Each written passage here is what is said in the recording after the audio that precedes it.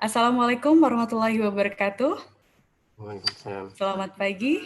Good morning, ladies and gentlemen, from Institut Teknologi 10 November Surabaya and also University Malaysia Perlis UniMAP. Welcome to Teen Ideas 2020 opening ceremony and first meeting today, Wednesday, July 29, 2020. I'm Bilkis from ITS Surabaya, will be your master of ceremony this morning.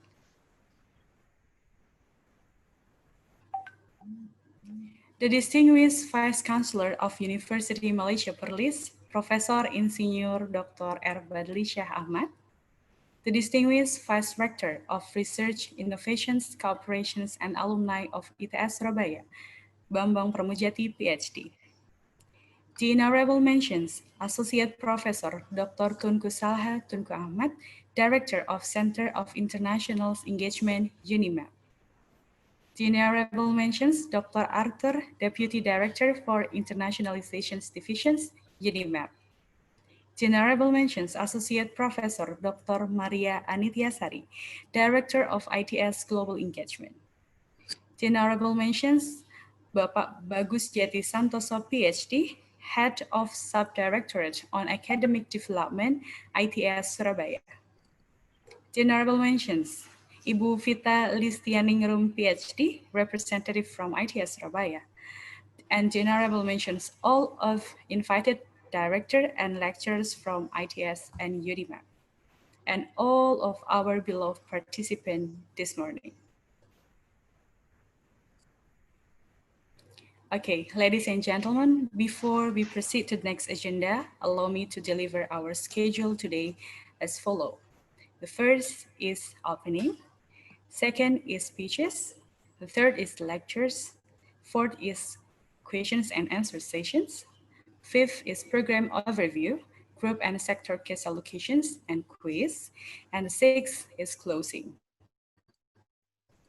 So ladies and gentlemen, before we enter the program sessions, let us for a moment pray to Almighty God so that today's program can run smoothly and beneficial for all of us. Pray, begin.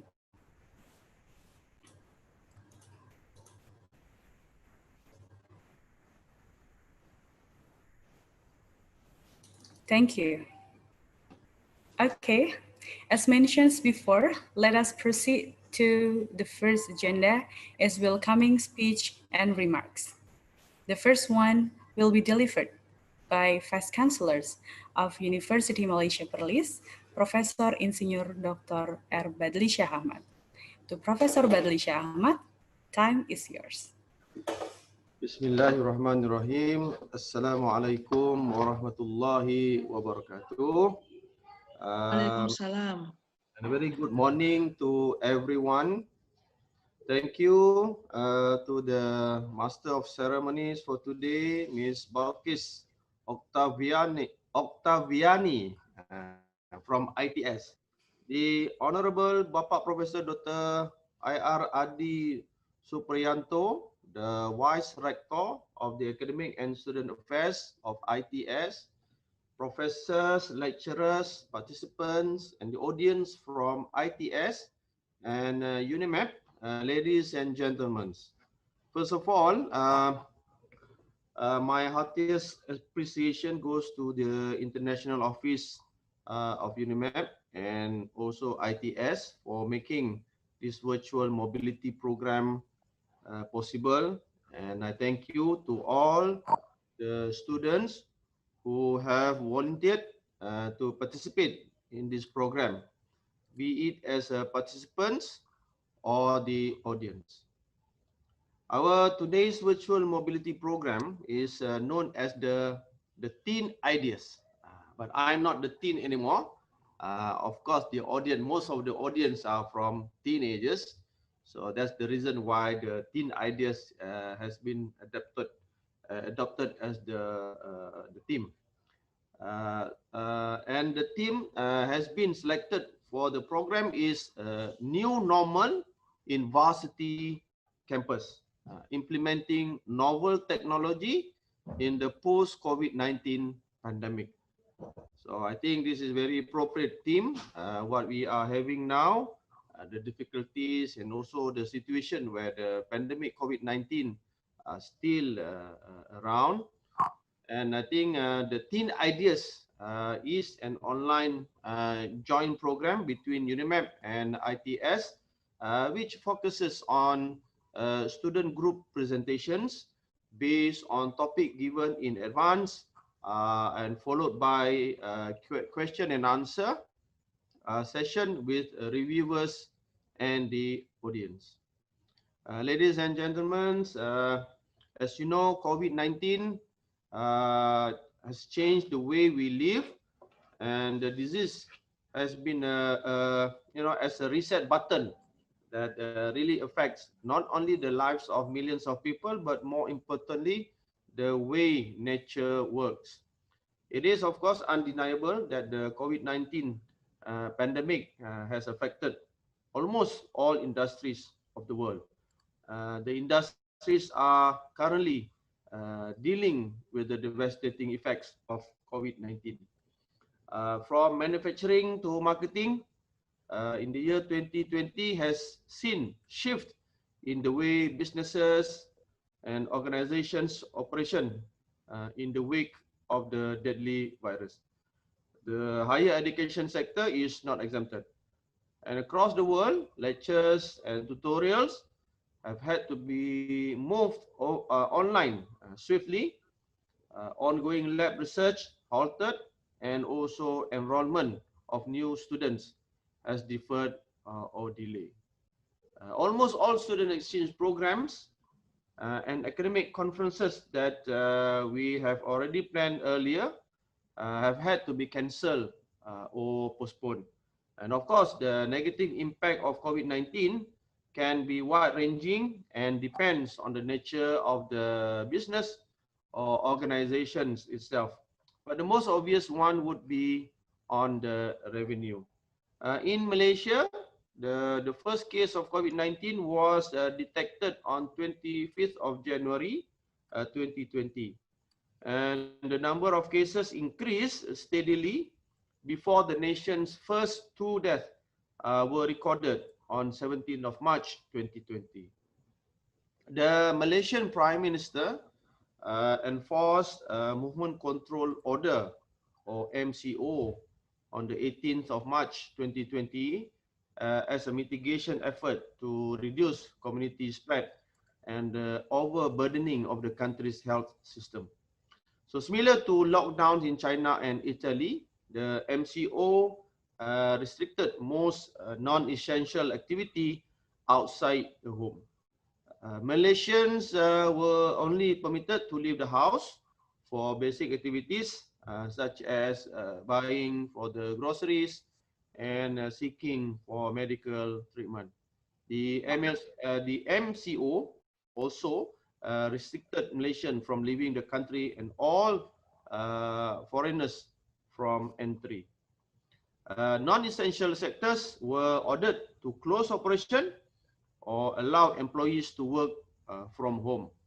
In academia, of course, the higher education community immediately found solution to the challenges posed by COVID-19, especially in teaching and learning, where we have moved from conventional face-to-face to online learning.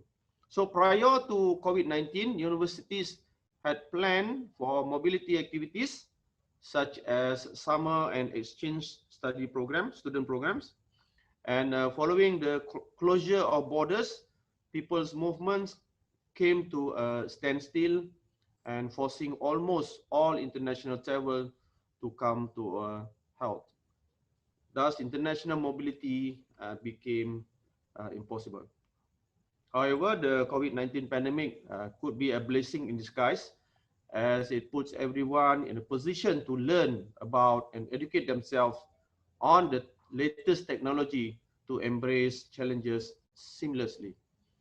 Higher educations are being creative in providing content and creating impactful knowledge that can be shared with others.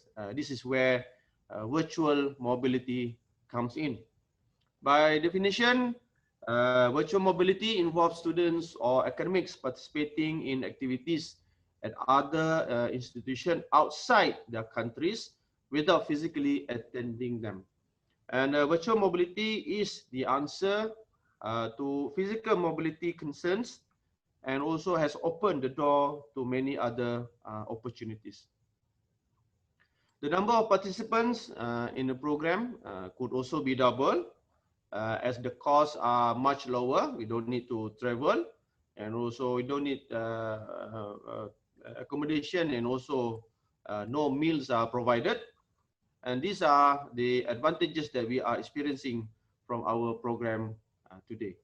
And clearly, digital technologies have much to offer in our new norm education system. And one might never have had the urge to use video conferencing application such as Zoom, WebEx, where it is not because of COVID-19. Things that were physically possible are now virtually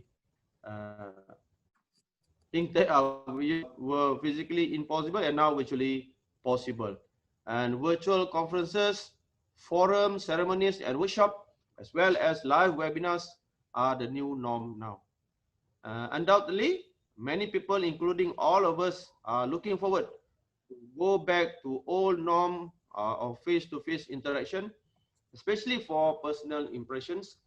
And as the effect of COVID-19 is here to stay for, we don't really know, for maybe a few months, so let us not forget to always be mindful of our surroundings. So to conclude, may I express my appreciation to all of you who have made this virtual mobility program possible. And we hope to build on the success of this program and continue this partnership with ITS specifically, and to organize more joint programs in the future, including extending this to a wider range of our strategic partners in either Malaysia and Indonesia. On that note, may I once again express my appreciation to all of you, our guests and partners, for supporting this program and for your attendance of this morning event. To all the students who participate in this program, I wish every success in your future endeavors. So thank you very much. Assalamualaikum warahmatullahi wabarakatuh. Waalaikumsalam warahmatullahi wabarakatuh. Okay, thank you so much, Professor Badlisa Ahmad. So the second one will be delivered by Vice Rector for Research, Innovations, Cooperation, and Alumni of ITS Surabaya, Bapak Bambang Pramujati, PhD. To Bapak Bambang Pramujati, PhD, time is yours. Thank you. Can you hear my voice clearly, Bilkis? Bisa dengar? Yep. Okay. Yes. Thank you. Good morning, everybody. Assalamualaikum warahmatullahi wabarakatuh. The Honorable Guest Vice Chancellor of University Malaysia Perlis UniMAP, Professor Dr. Insinyur Badlisa Ahmad, Director of Center of International Engagement UniMAP, Professor Tunku Salha Tunku Ahmad, Director of ITS Global Engagement, Associate Professor Maria Anitiasari, all faculty staff, management of UniMAP ITS, as well as all students who participate in this event activities. Very good morning to all of you. Alhamdulillah, first of all, praise to God the Almighty that all of us are given the opportunity to join this wonderful event at the Teen Ideas 2020. As the Vice Chancellor said, I'm not teen anymore as well. So we both, I think, we've been teens years ago. It is a pleasure and honor for me to be here to join with you and also to welcome all the participants in Teen Ideas 2020 and hope everyone in good and healthy condition in the middle of the pandemic. Similarly, Indonesia also hit hard by the pandemic. Our university or our institution, I think started March of 2020, our university officially closed down. All the face-to-face activities has been suspended since March 2020, and I think we're expecting this will go on until the end of this year. Hopefully, if things get better next year, then everything can be resumed as previous activities, hopefully. And praise to God that everything will be okay for at least the beginning of the next year. Our university, commonly known as ITS, Institut Teknologi 10 November. 10 November means the 10th of November. It's commemorating the national hero of Indonesia. Our university is also considered as one of the institutions in technology and science. It is actually located in Sukolilo, Surabaya, the second largest city in Indonesia, and I think our population more or less 5 million people in the city, so it's very crowded, very dense city. Our institution consists of 7 faculties, 38 departments with more or less 20 to 22,000 active students with close to 1,000 faculty members and as well as 1,000 of supporting staff. As a university in science and engineering, ITS currently focuses on 4 key research areas, which are marine technology, energy, information and communication technology, as well as environment, housing, and community development. I think over the past few years, ITS is very active involving in international collaboration through, recently we call it the International Student Office. Currently we call it ITS Global Engagement. So the directorate has been active to create many opportunities for students from all over the world through ITS Hubs program. We have very popular program called ComTech program, and then we also have global project-based learning and several other customized short program. So for sure, your student from UniMAP is cordially invited, and we very welcome to all of you to join this short program. And this time we are very happy and pleased to have the first collaboration virtual short program between ITS and UniMAP in IDEAS 2020. As the Vice Chancellor said, this pandemic is also a blessing in disguise, because things that was impossible currently possible. We also have now all courses held online. Laboratory, we have to create laboratory that can be run online virtually, so everything now become possible, although there's also for sure advantages and disadvantages of the online learning program as compared the face-to-face learning program. However, we have no choice this time, so we have to cope with this condition, and we have to try better. We have to innovate such that we can use this time to improve whatever we need to improve in our education system. This 10 Ideas is a joint virtual short program who can give the opportunity to ITS and UniMAP students to learn, express their ideas, increasing their English, communication skill, presentation skill, as well as we are hoping that we can build the engagement between the ITS and UniMAP student, which is one of the important points from this virtual mobility program.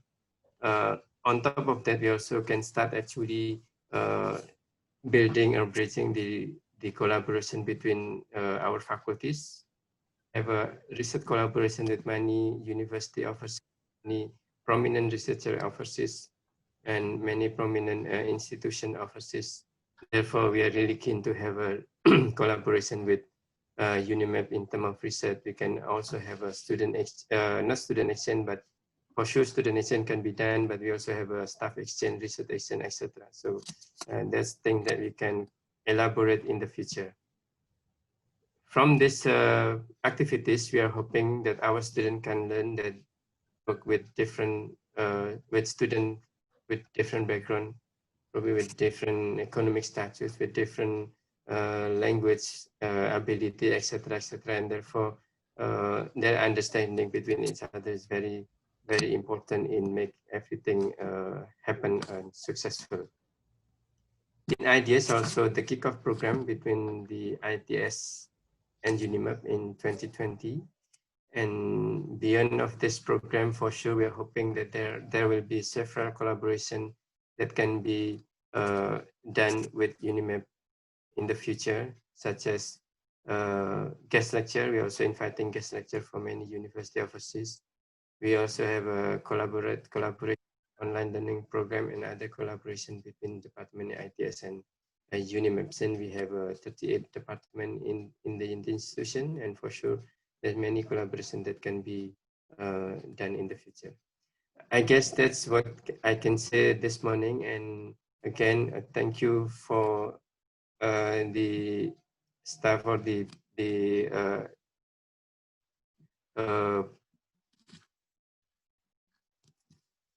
can't remember, the global engagement directorate that made this thing happen and this thing possible. And I wish every for all the students who joined the program, and we hope you enjoy this program, and hopefully you can have a good information in this today's classes. Thank you. Assalamualaikum warahmatullahi wabarakatuh.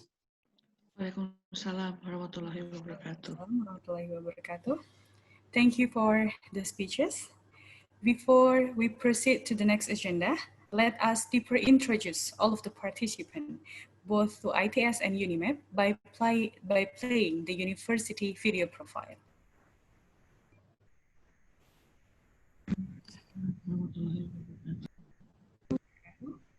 Thank you for the speeches. Before we proceed to the next agenda, let us deeper introduce all of the participants, both to ITS and UniMAP, by playing the university video profile.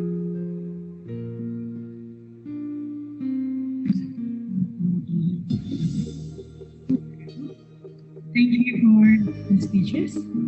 Before we proceed to the next agenda, let us deeper introduce all of the engineering and technology, both to ITS and UniMAP, by playing the university video profile. College Universiti Kejuruteraan Utara Malaysia, Hukum, the 17th public university in Malaysia. Thank you for the speeches. Before we proceed to the next agenda, let us deeper introduce all of the engineering and technology, both to ITS and UniMAP, by playing the university video profile. College University HD degrees.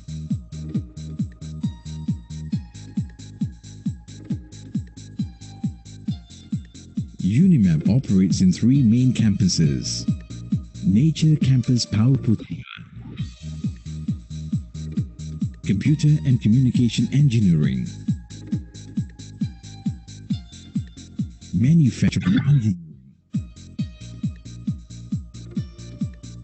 Electrical System Engineering,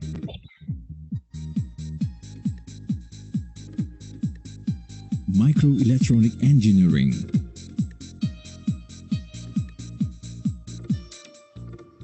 Mechatronic Engineering,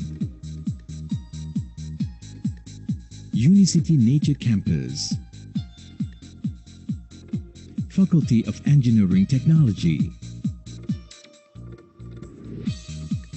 School of Diploma Studies,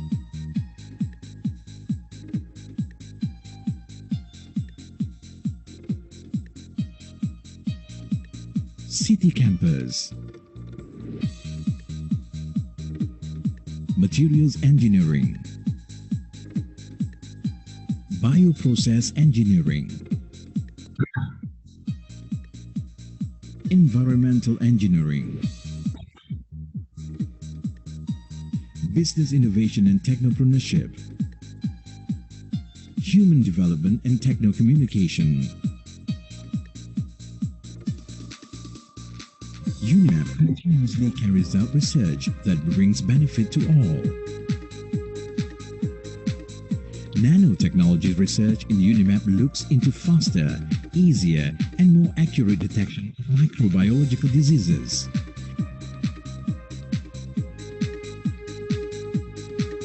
The HPV-CC kit has high sensitivity that allows early detection of cervical cancer through saliva.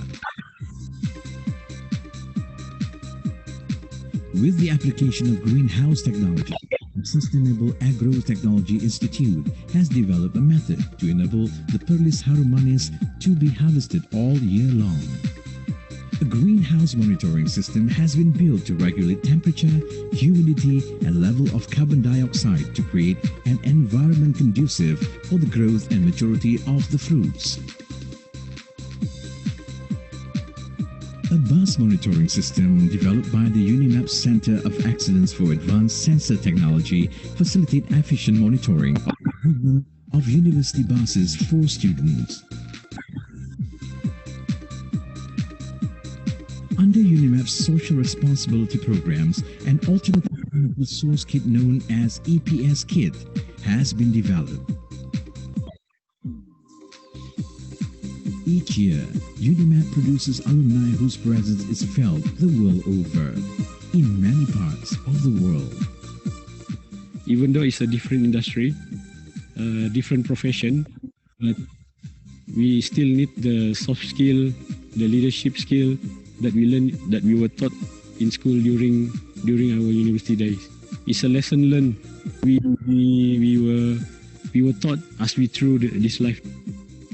Being graduate from UniMAP, it really helps me in adapting to the working environment, and it helps me speeding up my learning curve. And I think the best thing about UniMAP is they don't just teach you, they prepare you. The soft skills, problem-solving analysis, as well as a lot of hands-on practical that we practice. It will help the graduates to be more confident when they graduated later on. The levers in UniMAP actually helped me a lot for this business.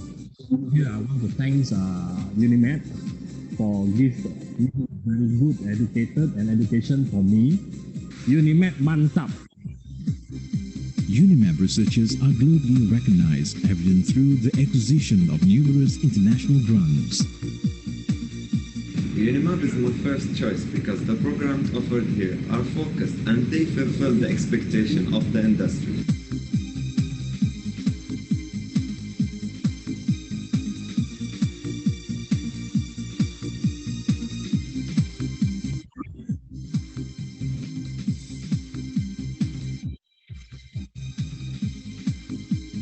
Apart from academic and research, which are the university core business, sport, culture, and volunteerism are also given due to the attention. It's up to the student to choose which field he or she want to immerse into. The success and achievements have placed UniMAP on the world stage.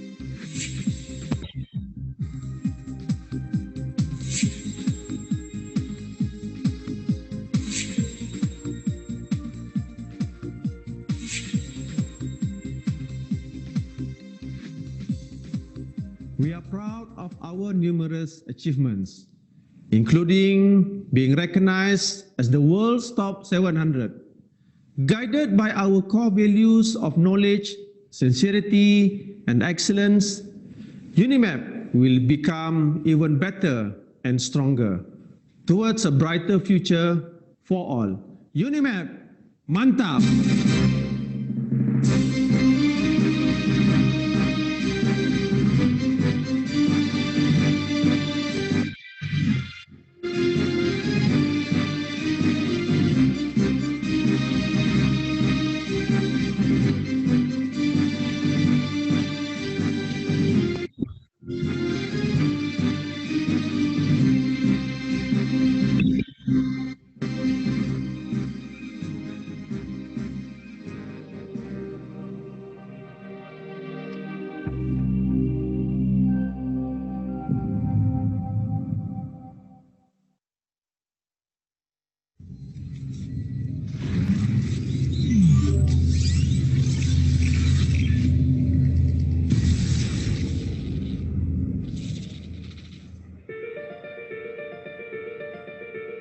Institute Technology Sepul Napemba, or better known as ITS Surabaya, was founded in the second largest city in Indonesia, famous for its diverse culture and people, has been recorded as one of the pioneers of education in the field of technology. Prioritizing quality in research and innovation, ITS Surabaya had been crowned with various awards.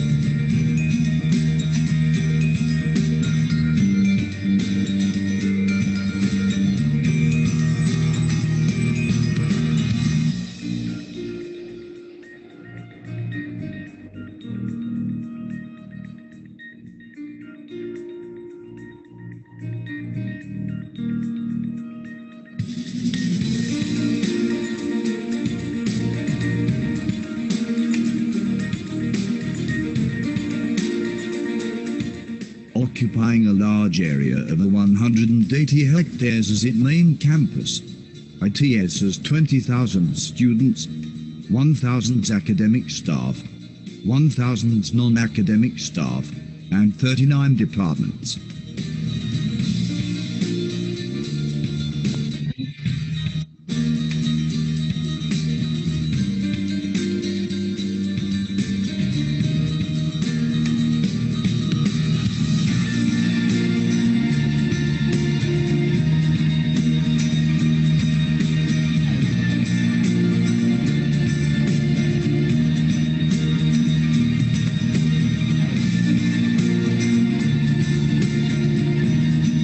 Study program at ITS consists of vocational program, bachelor program, master program, and doctoral program. ITS inventing many technological innovations that have been acknowledged in various international competitions. These are several national and international achievements by ITS.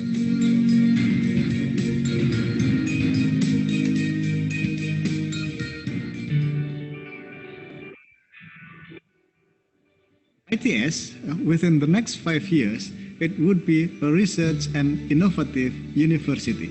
It means that ITS will be playing a big role in the region, especially in Asia.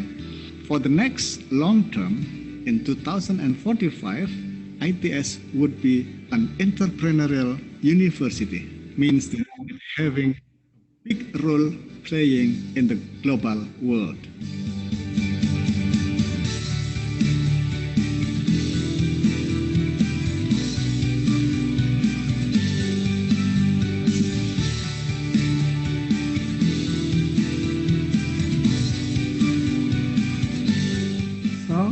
Come and join us. Come and join us. Come and join us. Come and join us. Come and join us. Come and join with us. ITS. ITS. ITS. ITS. The University of Heroes.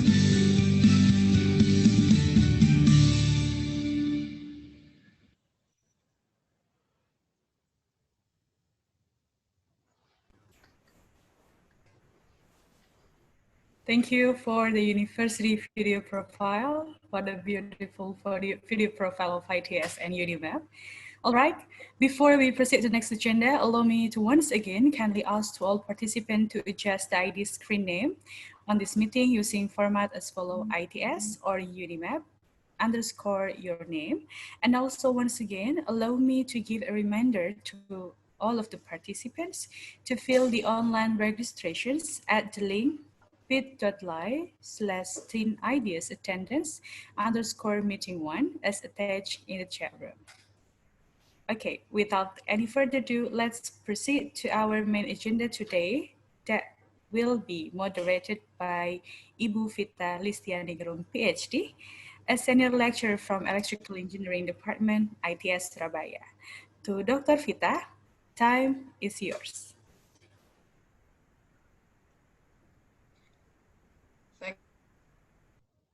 Thank you very much, Ms. Bilkis. Good morning, everyone. So I'm actually a bit nervous today, not only because of this Teen Ideas event, but also because of my internet connection, which suddenly goes unstable. So I apologize if in the middle of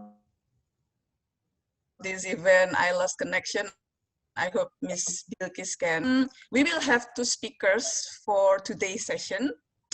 For each speaker, we will have around 30 minutes presentation and 15 minutes question and answer session. So for all of you who wants to ask question, you can type your question in the chat feature. Our team will copy and paste the chat question to a list that I can read later, or you can also use the raise hand feature during the session. I think that's for the rules for the presentation and question and answer. So I would like to move to the short biography of our first speaker. We have heard his welcoming speech this morning. He is Professor Badlisha Ahmad. Good morning, Professor. Good morning. I hope How are you? You are ready.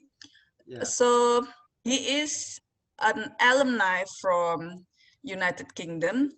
He obtained his bachelor degree in electrical and electronics from University of Glasgow and his master and doctoral degree from University of Strathclyde. His expertise cover high-speed computer networks, optical or wireless access networks, and wireless sensor networks. Before he becomes the Vice Chancellor of UniMAP, he was the Dean at the School of Computer and Communication Engineering, UniMAP, and he was also the Deputy Vice Chancellor, Research and Innovation of University Sultan Zainal Abidin. Professor Badli, if you want to share your screen, okay, I think you can try to do it now. Yes. Yes. Okay. Dear attendees and participants, please welcome Professor Badlisha Ahmad. Thank you. Thank you very much. Thank you all. Can you see the full screen of my slide? Yes, we can. Very clear, Professor. Yes, okay, it's clear. So that's me when I was teenagers. Right. Thank you, moderator. So today I will going to give a talk on the technology in online teaching and learning. So I'm the Vice Chancellor of Universiti Malaysia, Perlis. So I've been the Vice Chancellor for nearly 1 year and a half now. The appointment ends for 3 years. And if I'm doing okay or if I'm lucky, I will be extended for another 2 years and so on. So for today, I think thank you very much for inviting me to give a talk and to share my knowledge, especially for all the teenagers, all the participants of today's event. So we are now looking for we have no choice but to have online learning. So looking at it, we're trying to understand what is it and how does it work. I mean, last time we know that a lot of us trying to use this online learning, but however, some difficulties before the pandemic. Only a few lecturers are ready. But for now, I think during this pandemic, we have no choice but to prepare ourselves for online learning. So what it is online learning? So online learning by definition, or sometimes we call it e-learning, it refers to education that take place over the internet. And it is and in contrary to the traditional classroom with face-to-face lecture. And also with the rapid advance of technology, now this online learning has become an essential part of many institutions and also courses offering around the world. All right. So in year 2020, I think. So education will forever known also been affected by this deadly COVID-19 pandemic. It is affected the worldwide, and it is also changed forever almost all schools, universities, and colleges where they need to shut their doors starting on March 2020, at least in Malaysia. And by the end of March 2020, we can see a number of 185 countries in the world have had schools, colleges, and universities closures, affecting nearly 90% of the world students. So when we look at the impact of education system in Malaysia, it affected nearly 8 millions, where the total number of females and males are at the equivalent. And then, of course, if you look at this pre-primary, total of nearly 1 million. The primary level, it is around 3 million. Secondary level, nearly 2.5 million. And tertiary level is affected nearly 1.2 million students. I think in also in Indonesia as well, and of course Indonesia is a bigger country than Malaysia.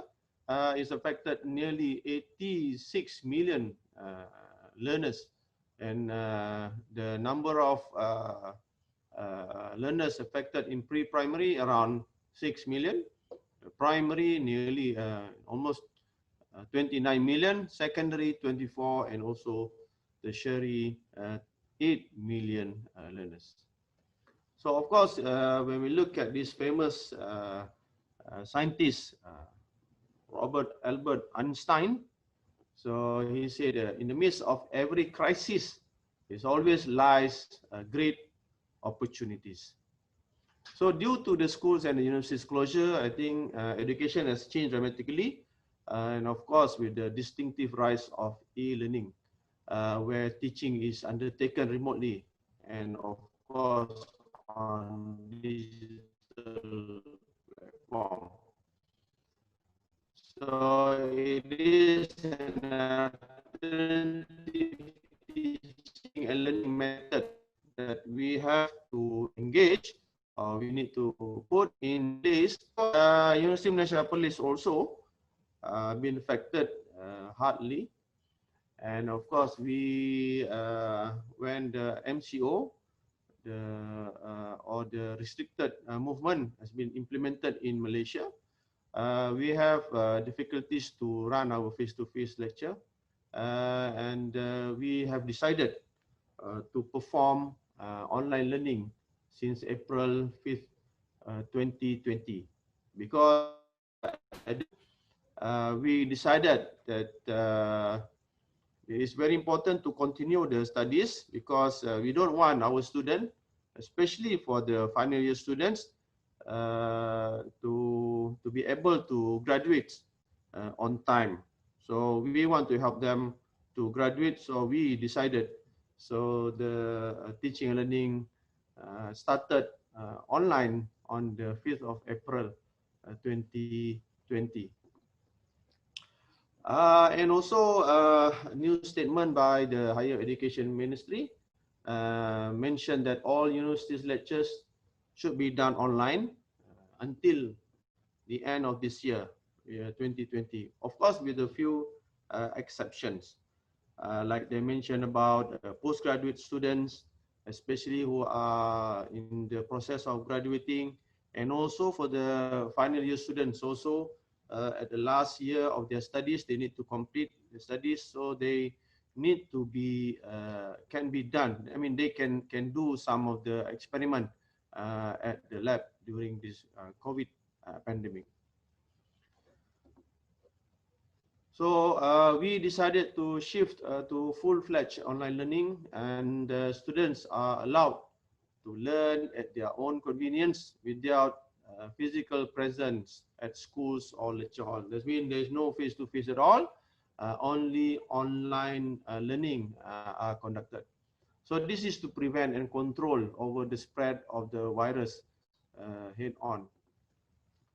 And of course, we also managed to publish papers regarding this, and our names also, Universiti Malaysia Perlis, mentioned about how we have adopted ourselves and implemented online learning along with other universities at that time. For example, Universiti Malaysia Sarawak, UKM, Universiti Malaysia Terengganu, and so on. So it is a very important shift that we have to take to fulfill our students' requirement for them to be graduated on time. So basically, there are two types of online learning that we have implemented. It is called synchronous and also asynchronous. So of course, we want to know what are these types of asynchronous or synchronous, because it is not face-to-face, this is more online. So by definition, synchronous learning means that the learning that involve a group of students engaging in learning at the same time. And for asynchronous, by definition, a student-centered learning, of course, but the methods using online resources to facilitate information outside the constraint of time and place among people. So basically, these two definition is different. And in terms of activities for synchronous learning, conducting instant messaging like using WhatsApp, Telegram, and all kind of instant messaging, and also live chats, as well as video conferencing in real-time learning. So this is under the category of synchronous learning. For asynchronous learning, the way activities are conducted is through the interacting with course management system, where through email or posting a discussion in forums and reading articles. This is where you are able to access the materials for you to have your own time reading all the materials and preparing yourself for the examination and so on. And of course, when we talk about technology, there are various ways of technologies used, and you can see the evolution of learning started from the blackboard and using the chalk, and then you will have the whiteboard and also the mark. You can see the shift from whiteboard to transparency slides and using overhead projectors, and then PowerPoint, CAI, computer-assisted instruction through web-based and video conferencing, and e-classroom up until now, where you can use multiple kind of technology using instant messages. So these are the evolution of learning that's been gone throughout the years.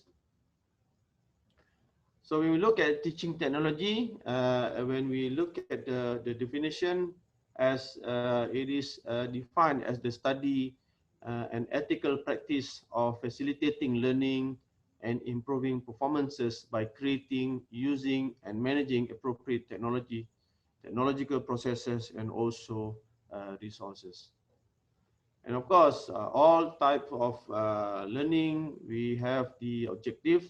And of course, the objective of using technology in teaching and learning is actually to determine the goals and formulate the objective in the behavioral terms, and to analyze the characteristic of the learners, to organize the content in logical or psychological sequences, to evaluate the learners' performances in terms of achieving educational objectives, and lastly is to provide the feedback among other components for the modification of the learners. So basically, the objective of using technology is quite similar with the objective of any teaching and learning objectives, but the difference is in terms of how the technology are being used in conveying or disseminating the knowledge to the students. And the characteristic of teaching technology can be divided into three, which is we need to have the input, the process, and as well as the output. And we need to have the students and lecturers as the audience and also the instructors. And we cannot run away from teaching and learning fundamental, which are the cognitive, the affective, and also the psychomotor skills. So these are very important characteristic of teaching using technology. So I would like to share on how online teaching and learning in UniMAP has been conducted since the early stage of the pandemic COVID-19. First of all, we had a meeting every day for 1 week on deciding what to do, and then we managed to decide to make a decision that proper guidelines is necessary for the implementation of online teaching and learning. Because from my point of view and also from the others, I think most of the lecturers and also most of the students are not well prepared for this. So therefore, it is very important to have a guidelines, especially on how the lecturers should conduct their classes and how the lecturers should implement the assessment method appropriately so that they are able to assess their students' performance. And as well, for the student, they need to have a guide on how to have access and how to use the technology to access the materials for the online learning. So we have started and we managed to provide, to develop a guidelines as in April 13. As I said, we started the e-learning on the 5th April, but we only managed to develop the guidelines on the April 13. So it's very fast process that we managed to provide this to students and also to the academic staff. So among the methods used for online teaching and learning in UniMAP that we have implemented, so we have the live tutoring. This is where the student and faculty engagement are conducted. So these are examples of the courses that have been conducted through the live tutoring. For example, EKT 450. So they've used YouTube platform where the lecturers record their lectures and they've uploaded their lecture video to the YouTube. Then the students are able to access to the lecture for that particular course. And also for EET 307, they are using Google Meet for the discussion and also the YouTube for the materials repository. And they also have this live streaming course video where they've used YouTube and also Google Drive. I see one of these course, EET 304, they have used Loom for their lecture. And this is example of the link provided for the lecture. And most of them usually do the pre-recorded course video, and mostly all of the pre-recorded courses are uploaded into YouTube. The reason why we use YouTube servers is that as a university not prepared actually to this online learning. We prepared, but not at this level.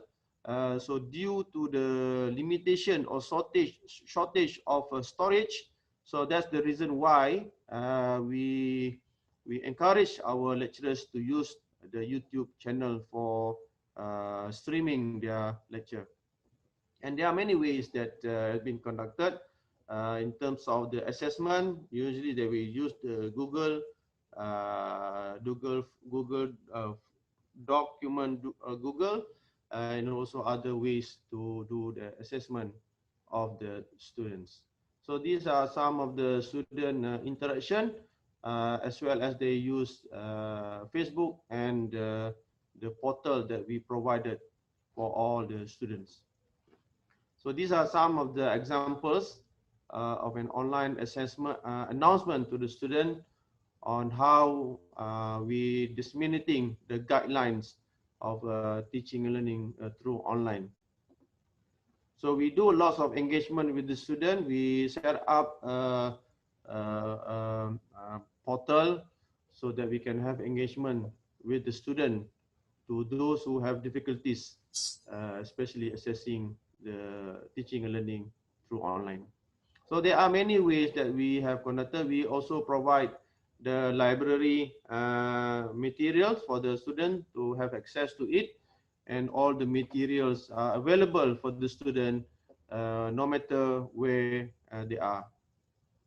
So during the pandemic, there are a number of students still in the campus, and mostly our students are at their hometown. So we open up access to the student as long as they able to log in through their specific ID or identity login to access all these materials from their hometown. So we also provided audiobooks for the student to access the materials to enhance their teaching and learning.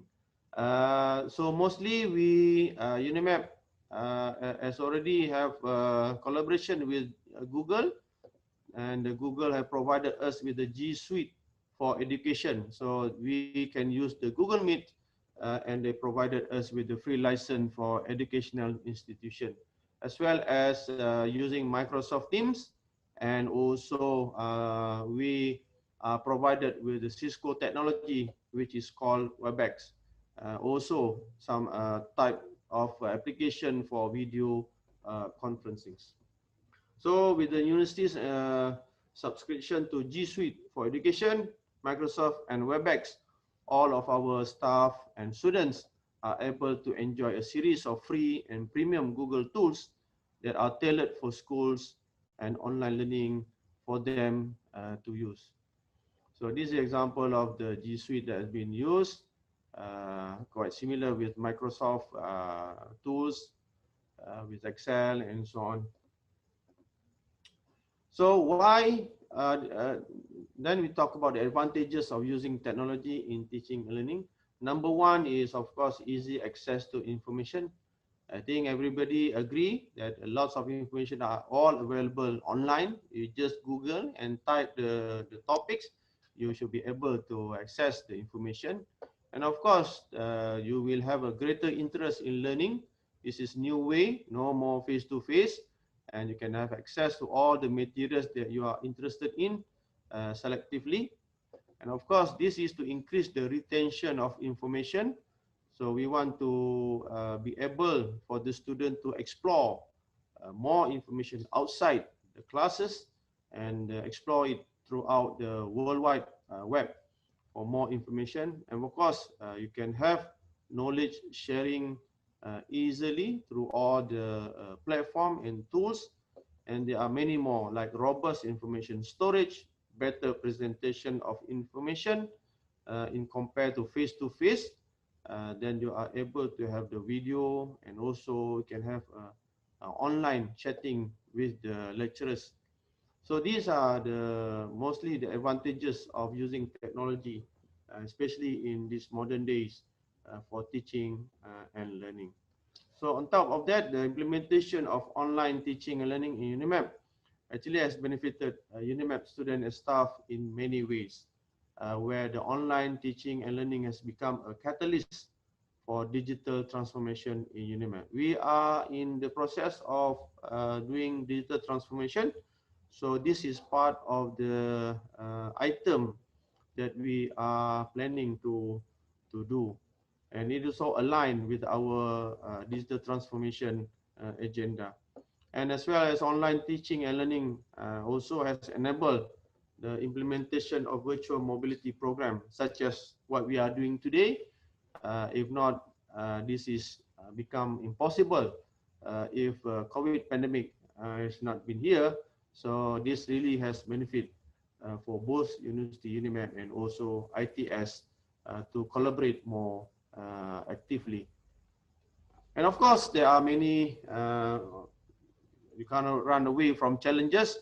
So for example, I give you some sort of challenges that we have experienced. For example, the learning curve of the lecturers. Some lecturers are struggling to digitalizing their teaching experience, and also they also are not prepared, and they have to try and error using all the application or the tools during this one. And of course, migrating from traditional or blended learning to a fully virtual and online delivery strategy will not happen overnight. This need times, and the lecturers also have to relearn or reskill themselves to be able to cope with teaching and learning online. And of course, teachers, they need to acquire online-driven competency to planning, implementing, and I think the obvious challenges is on how the lecturers are able to conduct their teaching through the technologies available. And of course, we have some difficulties in terms of technical requirement that's needed to conduct this online learning, such as the internet, and also we need a high computer specification to do the recording, and also lack of telecommunication hardware, such as the mic, the web camera, and these kind of technical devices needed to run online learning. So to conclude my talk today is that the immediate effect of COVID-19 pandemic on higher education is of course instant, and its after effects are imminent.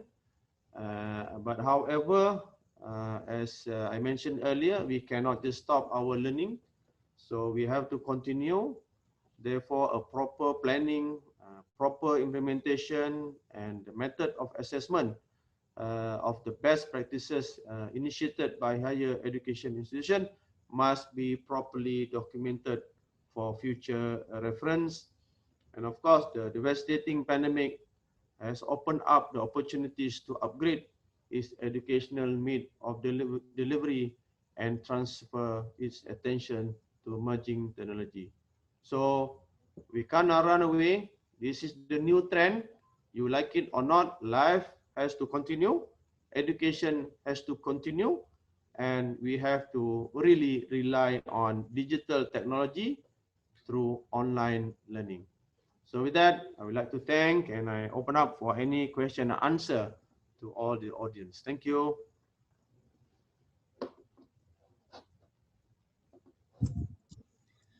Yes, thank you very much, Professor Badli.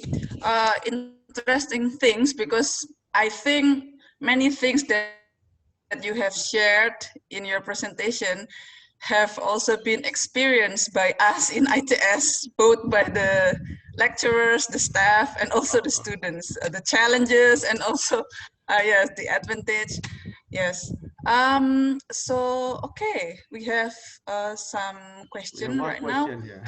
Yeah. This is from, so I will read first.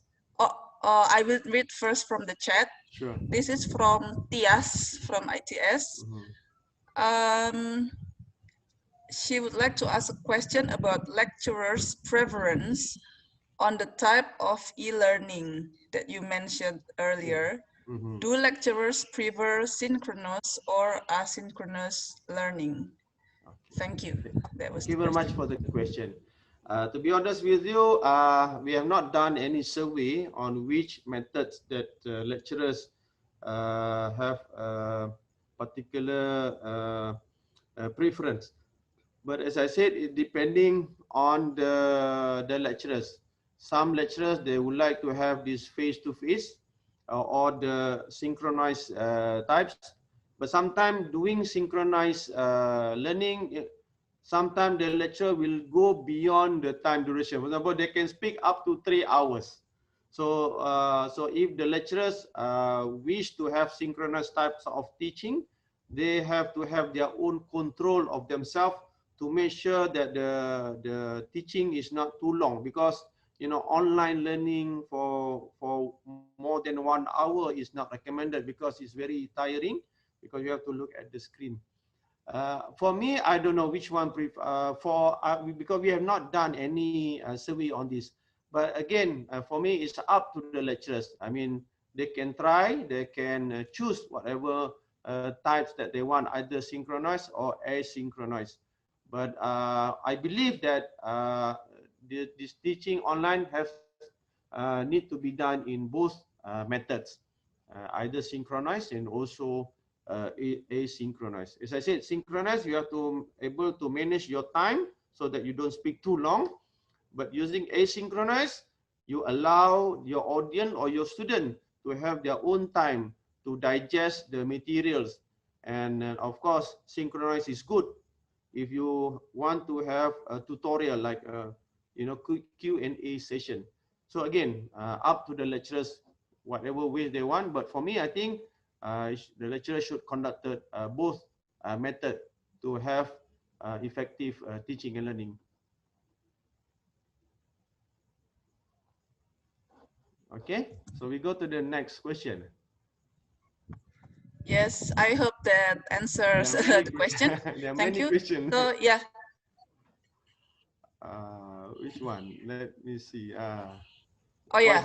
What's the next question? Yes. Maybe Nadila Ayu. Okay, You Nadila. can unmute and turn on your videos. Yes. Yes. Can you ask? Yeah. Carry on. Ask the question. I think from the presentation explained that teaching technology in. Can you hear me?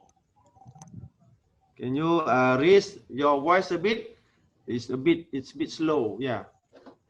From the presentation explained that teaching technology involves input, process, and output. I think that understanding lesson on online learning is more difficult than learning face-to-face. Then the problem is that sometimes the output is not synchronous with the input. The question is how to balance and maximize the output and input obtained even though studying online. Thank you. Okay, thank you. Yeah, it is very, very difficult because this is very new norm because most of the lecturers, as I said earlier, they're not prepared. So the inputs mean that the materials, the technology, the application that are used, and the process means that how are you going to use all these application to become useful to the student. And of course, the output means that whether your learning objective can be achieved. So from my point of view, this has to be crafted and blended together so that students are able to follow the content. From I think my perspective is different lecturers have different ways to conduct this online learning. But at the end of the day, as long as the students are able to understand or achieve the learning objective, then you can say you manage to achieve the objective. Because learning is always about understanding. So how you make them understand, that's very important. So the lecturer has to balance on the way they conducted their courses. And of course, there's not only one way to do things, but you have to be more creative. As I said, as you mentioned, yeah, you have to balance. But you have to understand what the objective of teaching learning is to able to make you understand. Right? So many ways. Thank you. All right. Yes, thank you. So apparently we're almost running out of time, so maybe I will choose one more questions, which I'm confused of because there are so many interesting questions. I'm sorry. I think maybe later we can answer the questions via chat maybe, or I think that's the purpose of this event. We hope the networking and the communication doesn't stop after the Zoom meeting. Yeah. So hopefully all of the questions can be accommodated. Okay. I think I will ask a question related to laboratory because that was also my question. This is from Dr. Dedet from ITS.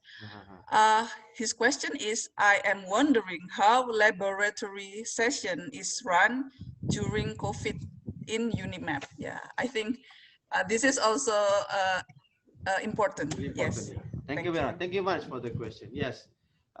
During the 1 week where the MCO, Movement Control Order implemented, we are not allowed to do anything face-to-face lecture. We're not allowed. I mean, no laboratory. But after a few months, when the government agree to allow face-to-face, of course, by implementing the right SOP or standard operational procedure, for example, wearing the face mask and also observe the social distancing, then we are able to conduct laboratory. So number one, during the MCO, we do not conduct any laboratory work. So we decided all the courses which involve laboratory, we will ask the student to drop the courses. That means we don't offer the courses. All right. But we do after during that semester, another semester, we will open up the courses which involve the laboratory activities so that they are able to come and do the laboratory exercise. Of course, we have to follow the government instruction to observe the social distancing and also make sure wearing the mask. And we have to carefully conduct the laboratory. Some subject in this laboratory works, we managed to collaborate with industries, and they give us a few software where the laboratory can be replaced using the software application or through simulation.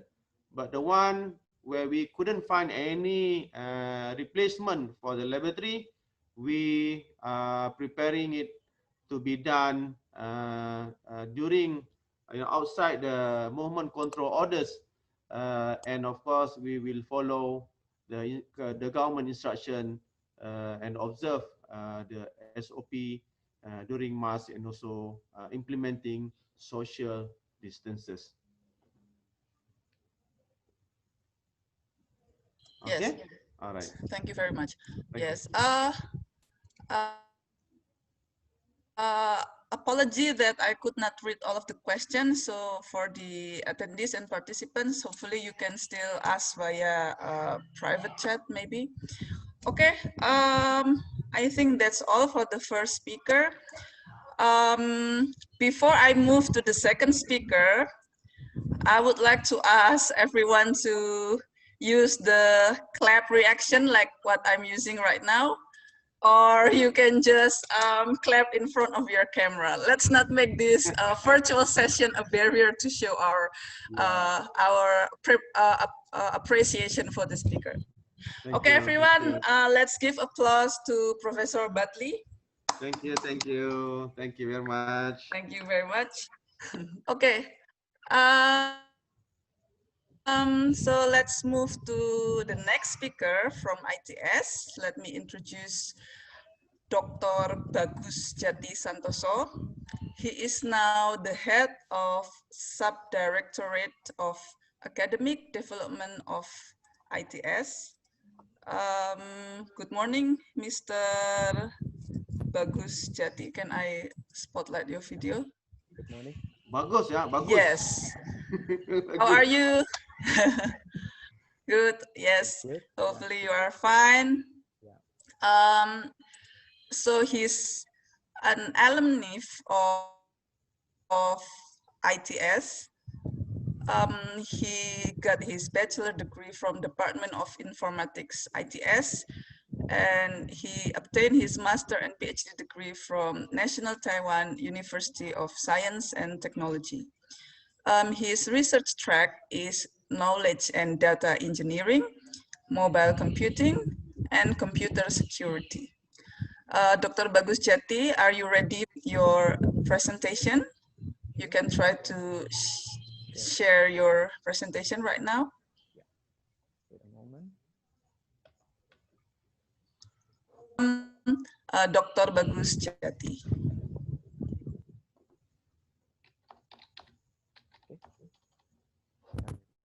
Can you see my shared screen, Miss Vita? Yes, it's clear. Yes. So can I start the presentation?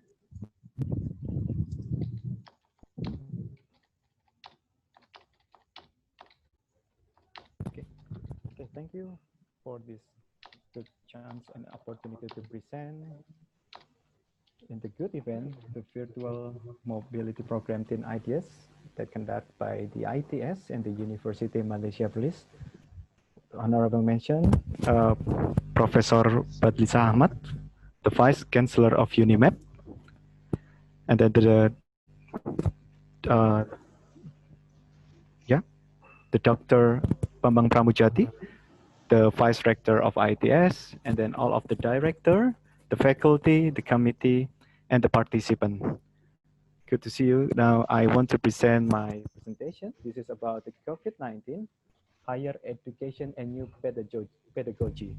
So yeah, we already experienced the hard time from the March until today. So let's, I will start my presentation now.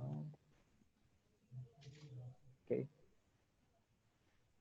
Yeah, we know that the COVID-19, the pandemic, if we follow the WHO timeline, in the 13th December 2019, there is a novel coronavirus that was eventually identified. And then in the January the 5th of the 2020, WHO published the first disease outbreak news. And then in the January the 12th, China publicly shared the genetic sequence of the COVID-19. And in the January the 13th, this is the first record case of the COVID-19 outside of China. And then in the January the 22nd, WHO issued a statement that there was evidence of human-to-human transmission. And then in the March 11, the WHO made the assessment that COVID-19 can be characterized as a pandemic. So we know that the very first case in Indonesia happened in the beginning of the March. Until now, the worldwide case overview. Wait a moment.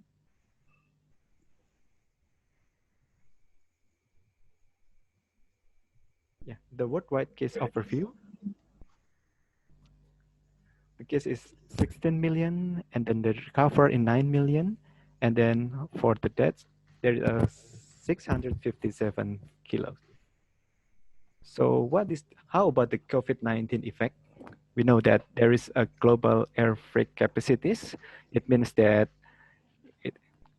there will be a lot of obstacle for the economic and other aspect. For the economic itself, we know that the economic recession is happening across the world economy in the 2020. Yeah, this is for the first time since 1987, the worldwide stock market have experienced their worst crash. And then for the financial, the UN Development Program expect that around 220 billion US dollar reduction in the revenue of developing countries, and expect COVID-19's economic impact to last month or even years. Yeah, we know also this COVID-19 effect for the manufacturing sector. In the UK itself, there exists 80% of respondents anticipate a decline in turnover over the next 2 quarters. And then 98% of them admitting concern that COVID-19 give a negative impact for the business operation. For the sport, we know that the 2020 Olympics in Tokyo will be postponed until the next year. Okay, this is the most severe effect for the tourism. There exists a severe effect because of the tourism depends on the travel. So I use the same source and cite the same source as the Professor Badlisa. So now we see that the global monitoring of schools closure caused by the COVID-19. In Indonesia, now it's a countrywide, but in Malaysia, it's a localized. If we see the trend, we see that the number of country that convert the localized into countrywide is slightly decreased. So now it seems that the number of country that open some of area is increasing, but it's quite slightly.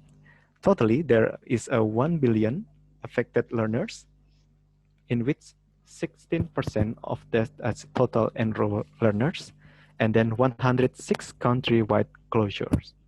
So Indonesia still countrywide close all of the education facility. Then, so what is the consequence of this school closure? Of course, there is a interrupt learning. Yeah, we know that in the interrupt learnings, because schooling provides essential learning, and when school close, it means that children and youth are deprived opportunities for growth and development. So this is a disadvantage. And then a poor nutrition, why poor nutrition becomes one of the consequences of school closure? Because in many countries, children and youth rely on free or discount meal provided at school. And then if the student got stressed, how about the teacher? Of course, there's a confusion and stress for the teacher. Because what?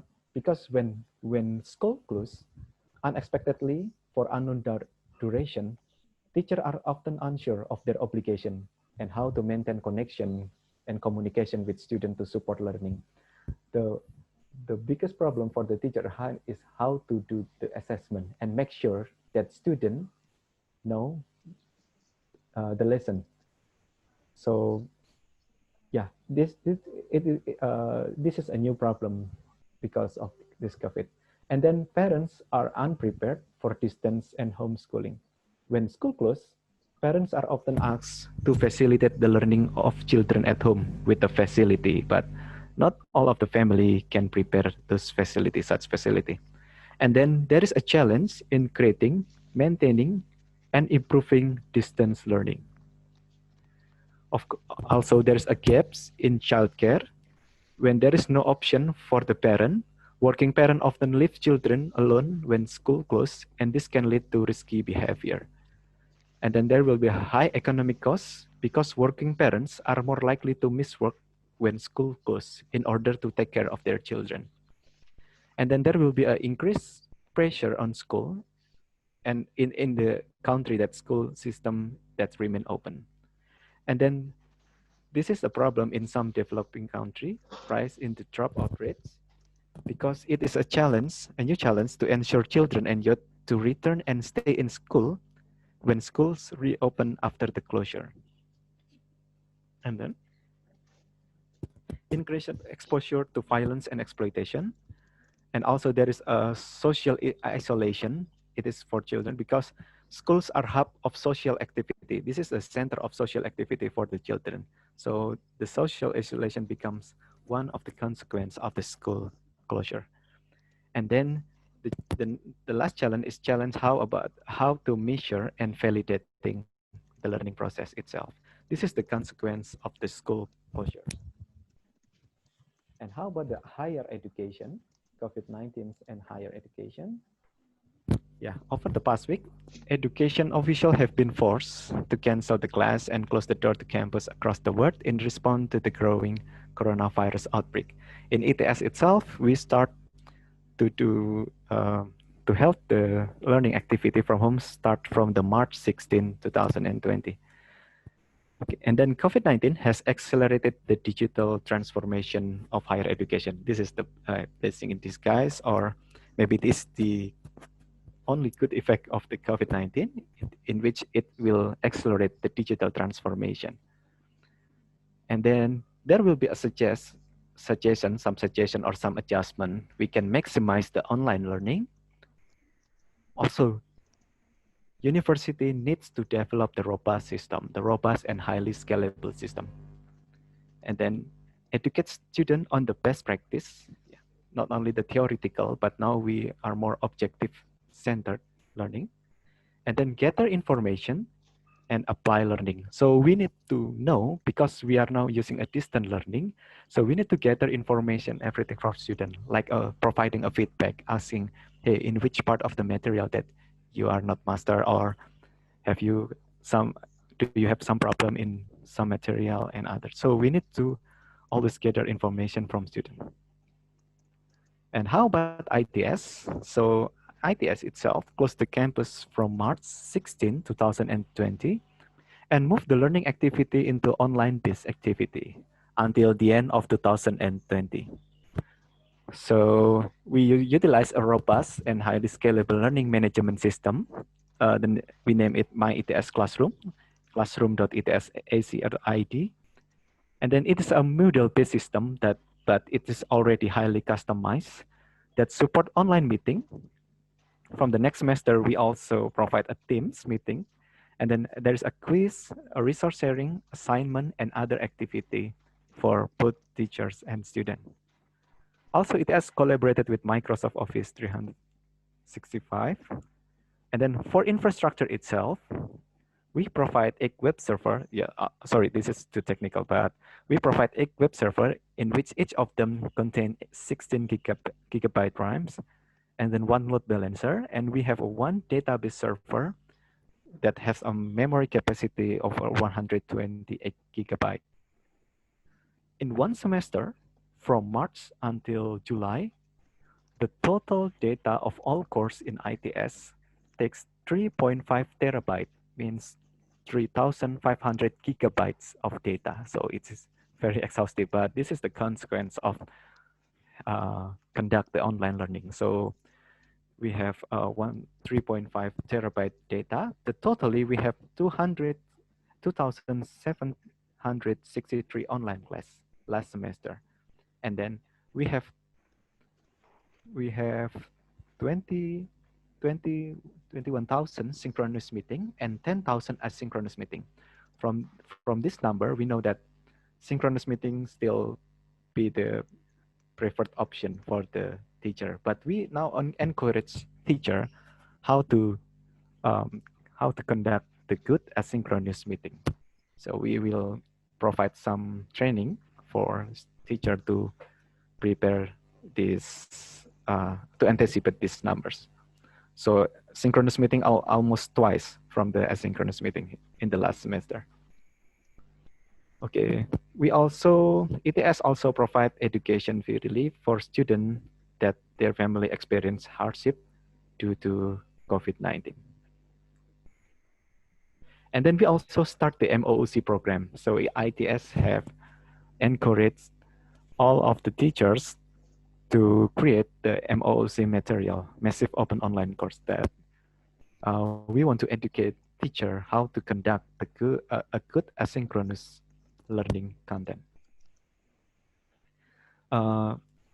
We also prepare some guideline and support.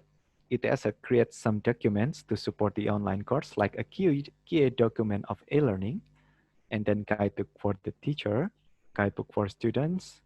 We also provide the incentive for e-learning teacher to encourage teacher to do and perform some e-learning that comply with the quality assurance of ITS.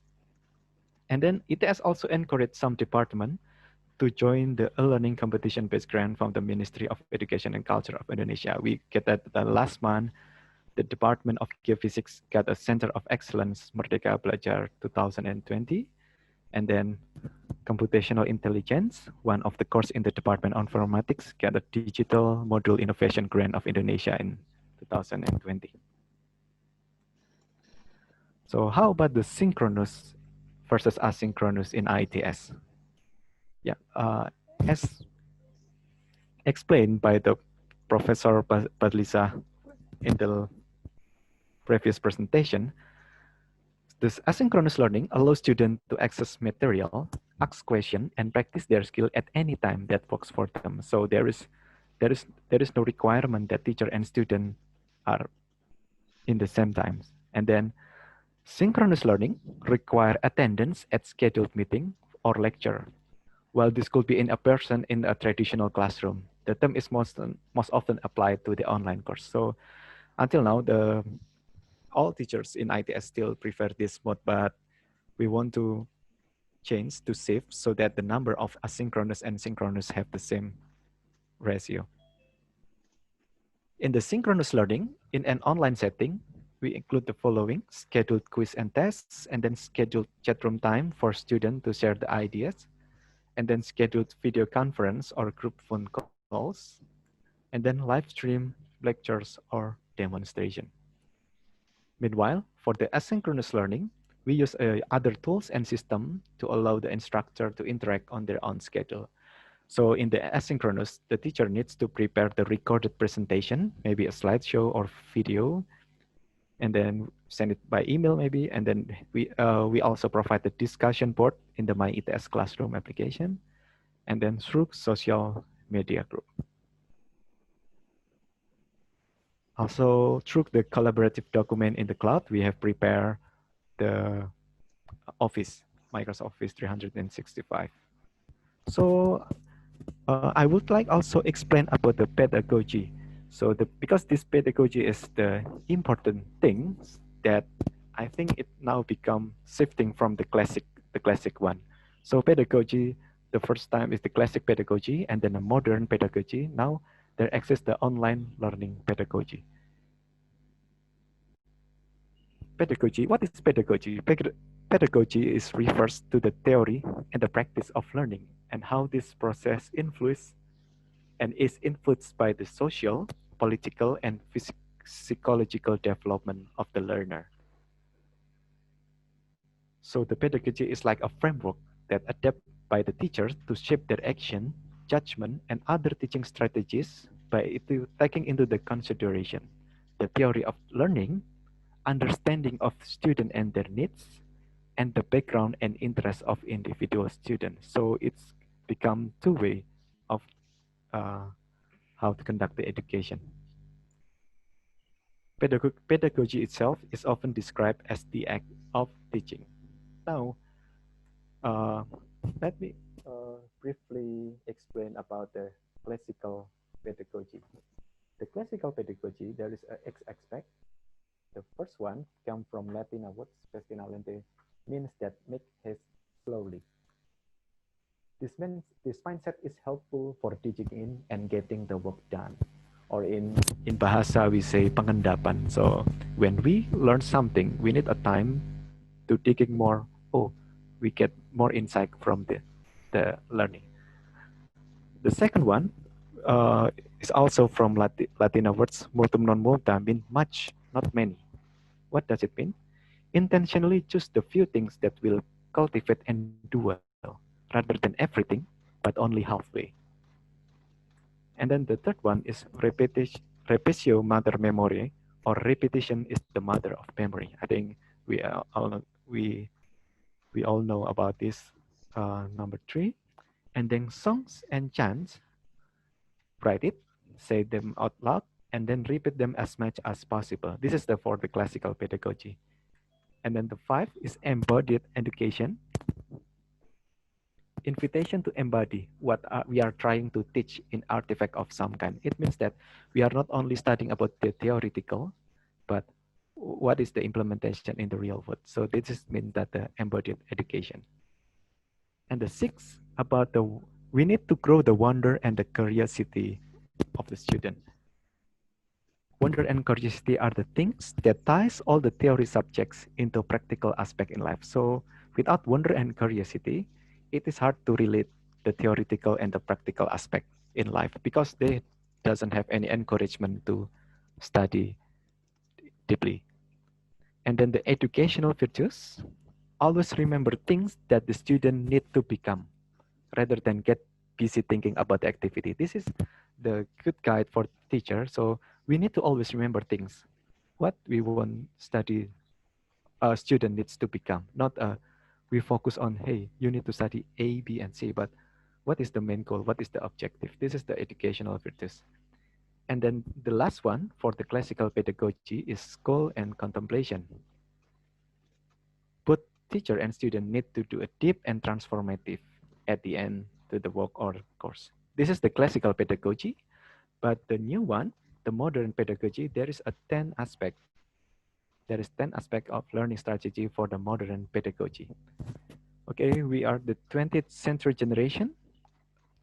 That books, yeah, current step, gradual movement. We only have single tasking, linear approach, perception through reading. Yeah, this is from, yeah, I'm, I think I'm the 20th century generation, right? Because linear approach, perception through reading, independence, ambiguity, passive school, discussion, reality, external technology, and having awareness based on the fact.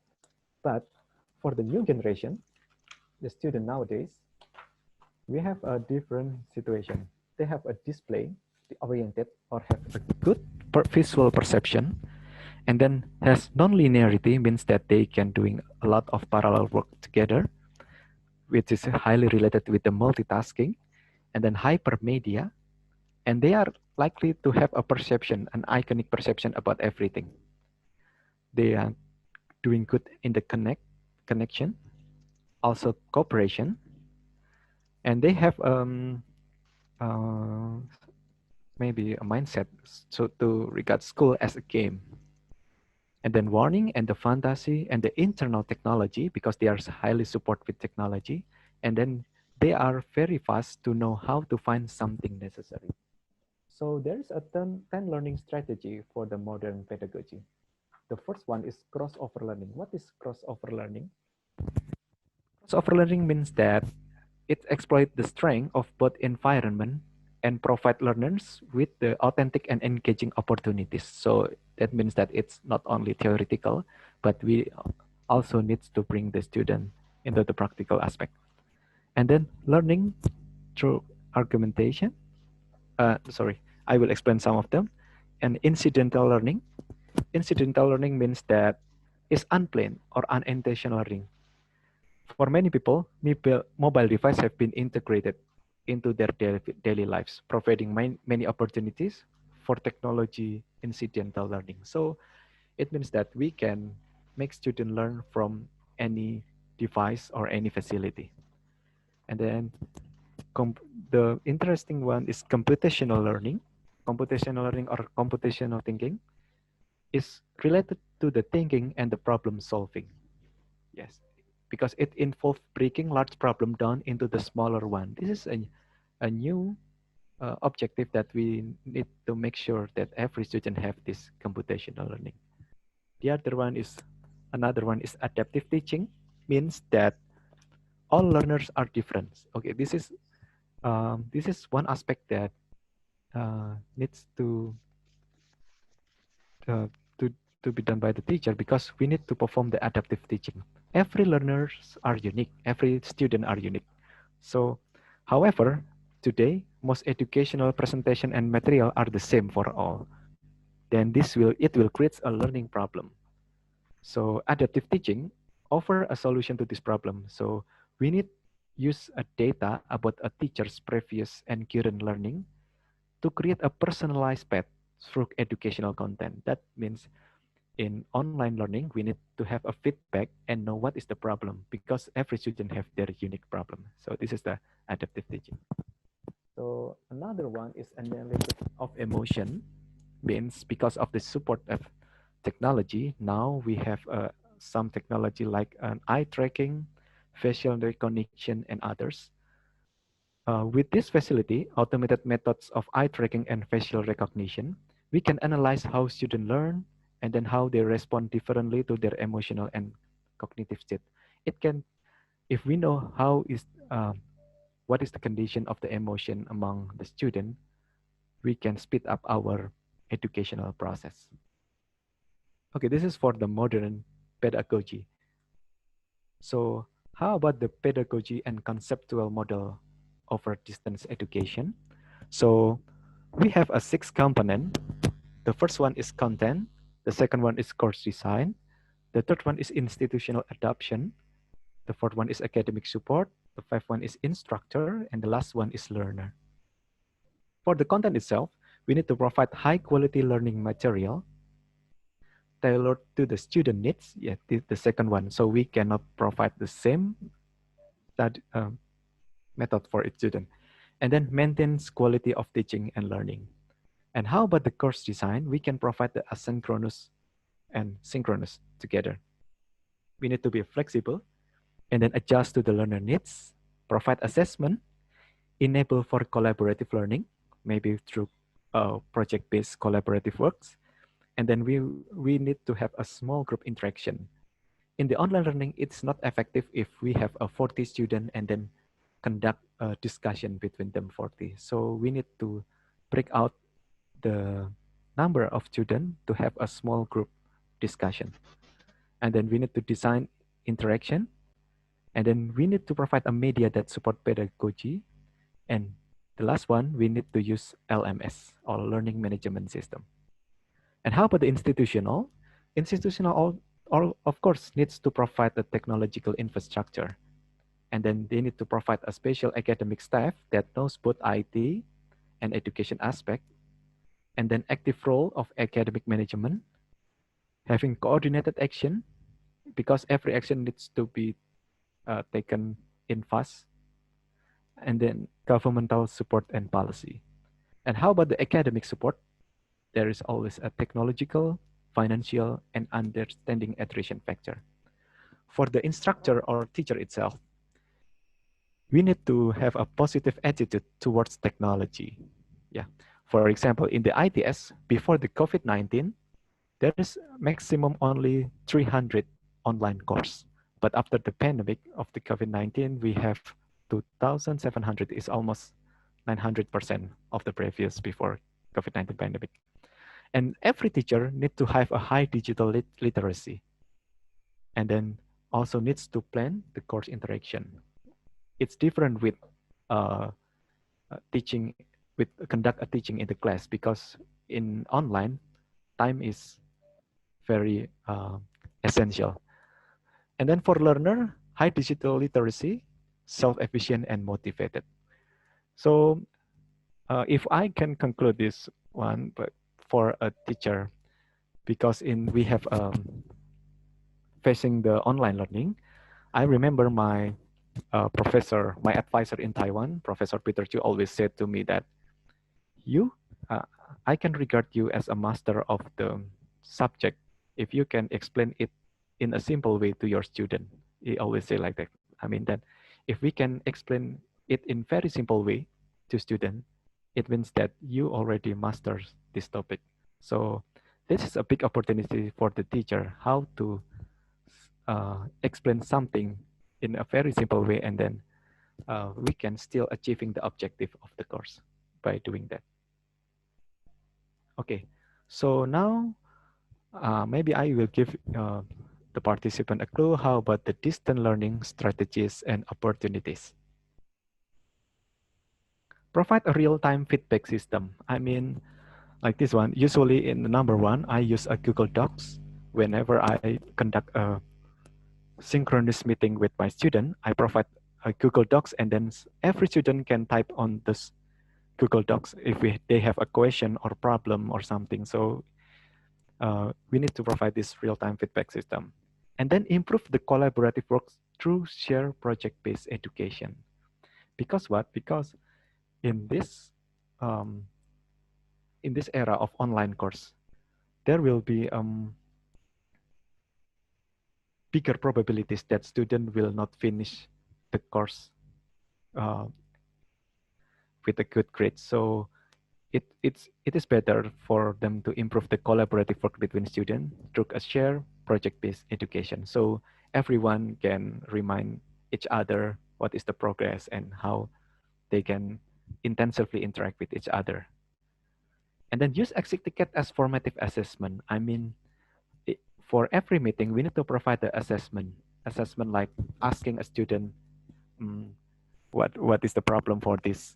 What is the problem that what is the experience problem that happened in this course, and what is their expectation for the next course? We need to provide this exit ticket as a formative assessment. And then use fun and creative assessment. Now, number of teachers have already used a Kahoot or many tools to support the quiz and the assignment. And then empathy. This is a very important for a teacher. Empathy. Give a warm-up question about student life during the COVID-19 pandemic. And then the last one, the learning process should be flexible as long as students are able to achieve the objective.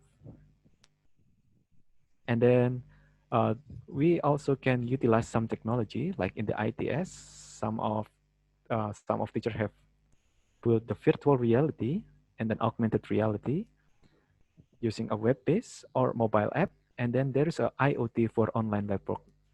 I think some teachers in the Department of Electrical Engineering have started to develop this one, the IoT for online lab work, to support the lab workers in ITS.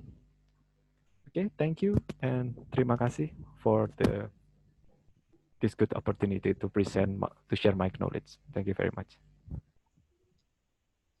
Thank you very much. I've already seen someone raise their hand. Oh, where was it?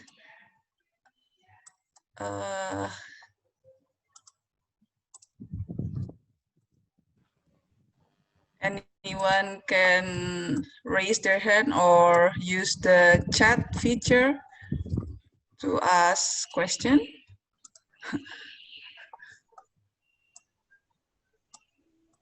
Okay.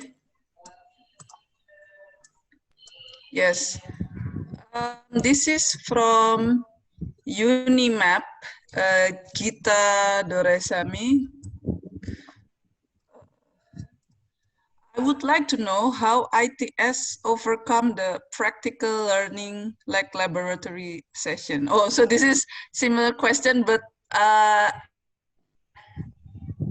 now it's ITS turn. How did ITS overcome the practical learning like laboratory session? Is it replaced with other assessment, or do the students need to retake for upcoming semester? Yeah, that was the question. Thank you. Okay. So can I answer it now? Yeah. Okay. Yes, please. Okay. Yeah, for the practical lab work, it's depend on the department. For my department, my home department, in the Department of Informatics, all practical lab work are conduct online. So every student need to submit their code or doing the network configuration over the cloud. But for the there is some case in the biology, in the Department of Biology. In the Department of Biology, some teachers ask the student to conduct their practical lab work in their home, using, because some teachers say that they ask a student to buy some fish and then doing some practical lab work in each home. But for the chemical and the Department of Chemical Engineering, they have standard of procedure that some of student needs to still go to the lab, but in the limited numbers, and then they will monitored, and then they need to doing the practical lab work according to the COVID-19 standard procedure that regulated by the ITS. Okay. I think that's the question. But most of the practical, like electrical and computer science, we can conduct it via cloud.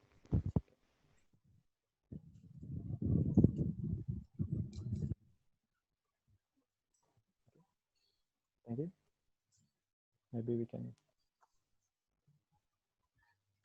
Yes, yes. So interesting. There are several examples from different departments. Yeah.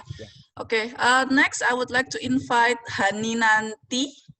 I will spotlight your video and unmute you so you can ask your question. Thank you for the lecture, and thank you for the opportunity. Well, I'm interested to hear your take on what's really hot on the news today is we are public university. ITS is a public university, and I'm sorry, can you hear me? Yeah, of course. Yeah. Oh, okay. Yes. Well, ITS is a public university, right? And we are in the advantage. We have the advantage of, well, not advantage, but we are privileged enough to have the government funding us. And I don't think the ITS students have much problems as the private university when it comes to financial burden the students. And I think I'm interested to hear your take on the private university closing due to their financial burden. Yeah. I mean, empathetically and sympathetically. Thank you.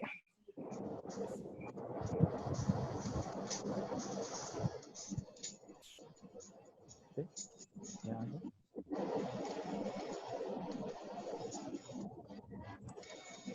Yeah. Okay. Can I answer this question? Actually, for ITS itself, we have provided some academical fee relief for some students that experience hardship due of the pandemic of the COVID-19. And how ITS support other university, because starting from the semester, our rector have encouraged us to share our academic material to be accessed by other university students. So through MOC, through some well-known government programs like Merdeka Belajar. Yeah. Starting from the next semester, we will share some of our academic material to support other university learning activity. So, of course, we are trying to give our best contribution to Indonesia. Yeah, especially for this hardship of a COVID-19 pandemic. Okay. Okay, thank you for. Yes. I hope it answers your question.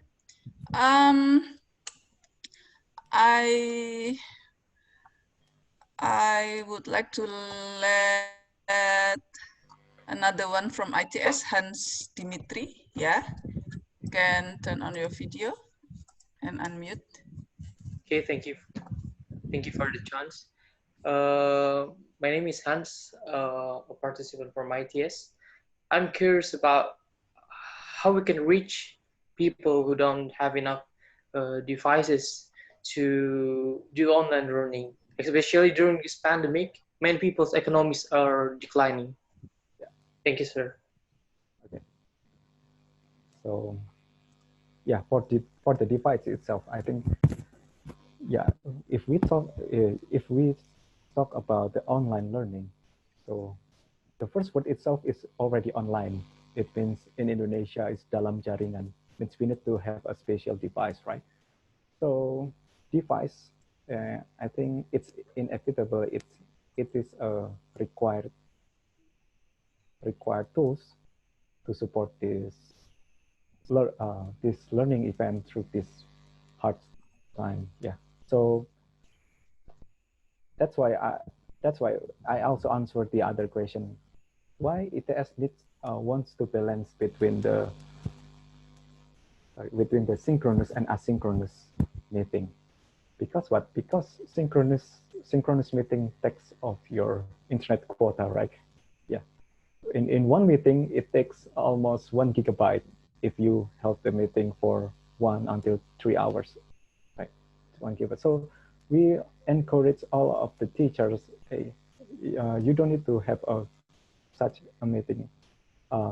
Bring your class-based meeting like 3 hours, 2.5 hours to the Zoom or to the Teams meeting.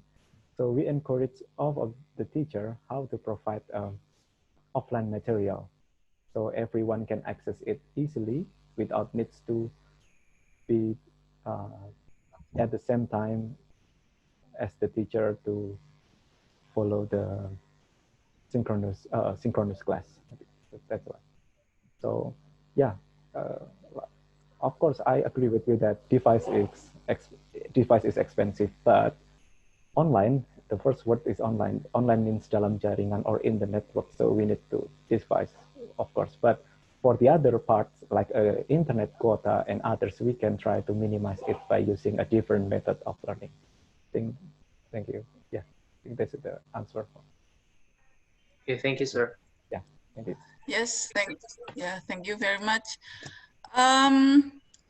I have to say that I'm very proud to see many interesting questions, including how to improve the online interaction or human interaction, which is lacking during this online session.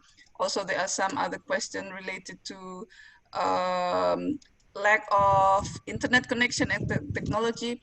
So hopefully all of these interesting questions could be accommodated in the next session. Okay, so before I leave back the session to Ms. Bilkis, I would like to invite all of you to give applause to Dr. Bagus Jati. Okay, thank you very much for both speakers, for all of the attendees and participants. So I would like to leave this session now, and I will leave this session back to Ms. Bilkis. Thank you very much, everyone. Thank you very much, Ibu Vita Listianirum, PhD, as our moderator today. And also thank you very much for enchanting lectures from Professor Insinyur Badlisha Ahmad and Bapak Bagus Jati Santoso, PhD. Okay, so we will proceed to the next agenda. Is the program overview, which will be presented by Associate Professor Dr. Maria Anitya-Sari as Director of ITS Global Engagement. To Associate Professor Maria Anitya-Sari, time is yours. Okay, hello everyone, how are you? Can you hear my voice clearly? Yes, ma'am. Yes, ma'am. Okay, very happy to see you all today. I just want to see all of the faces, happy faces from all the students here. Wow, we have seven screen. That means if I go page by page, oh, can UniMAP student also show a bit of turn on the video for a while? Maybe later our Master of Ceremony, Ibu Bilkis, will ask everyone to take picture, or maybe we can take it now, Ibu Bilkis, because seems like we need to see each other before we go for the program, program overview. Ibu Bilkis, can you please give the guidance how to take picture together? Okay, thank you so much, Associate Professor Dr. Maria. Dear ladies and gentlemen, so you can turn on your video right now, and then we as committee, we will capture the screen, and I will count down from 5 until 1, but please give your very best smile to the camera in front of you. So I will start the countdown. So please everyone turn on the camera and give the very best smile that you have to the camera in front of you. Okay, you can start, and committee, please stand by. Okay, 5, 4, 3, 2, 1. Okay, once again, we will take once again. Okay, 5, 4, 3, 2, 1.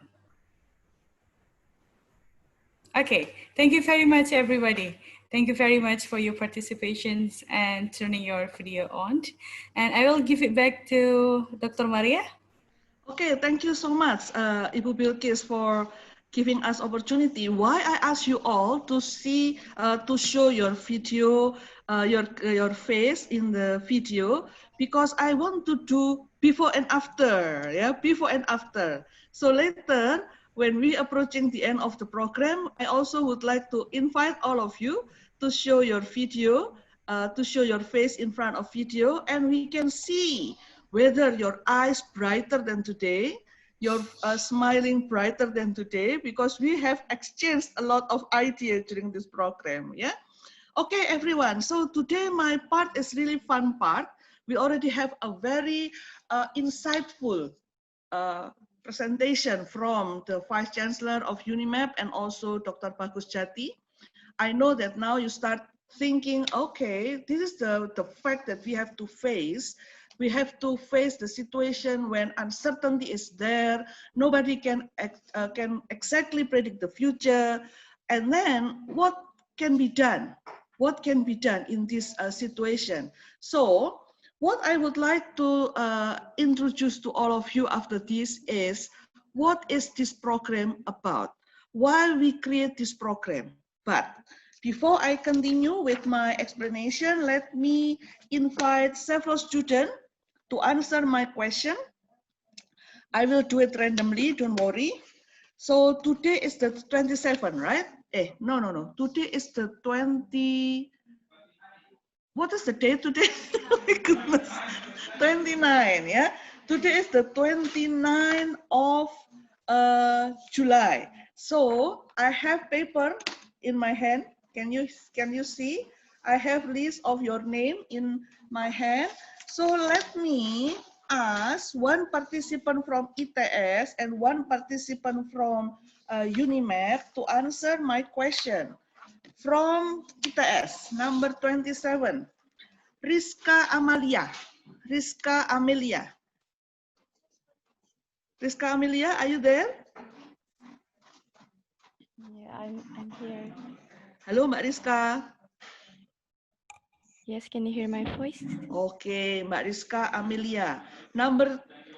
Oh my goodness, Mbak Rizka Amalia is number 27, but today is the 29. My goodness, it's okay, Mbak Rizka, yeah. Mbak Rizka, let me ask you, when you decided to apply for this program, what is your expectation, Mbak Rizka? First, my expectation, of course, I would like to maybe a bit gain more louder, Mbak relation. Rizka. Mbak Rizka, can you please a bit louder? Okay, sorry. Okay, Yes, first, I can hear you of clearer course, now. First, I really want to gain more relation and gain more friends, especially from many backgrounds and from people abroad, like friends from Universiti Malaysia Perlis. And second, I really want to deliver my idea, which I already wrote it in my motivation letter. So I think that's so you want all. to see to meet more people, to connect with more people from other part of the world, something like that, Mbak? Yes. Yes. Okay, thank you, Mbak Rizka. And now I will ask one participant from UniMAP, number 29, Nur Safikah Asahar. Nur Safikah Asahar. Are you there, Nur Safikah?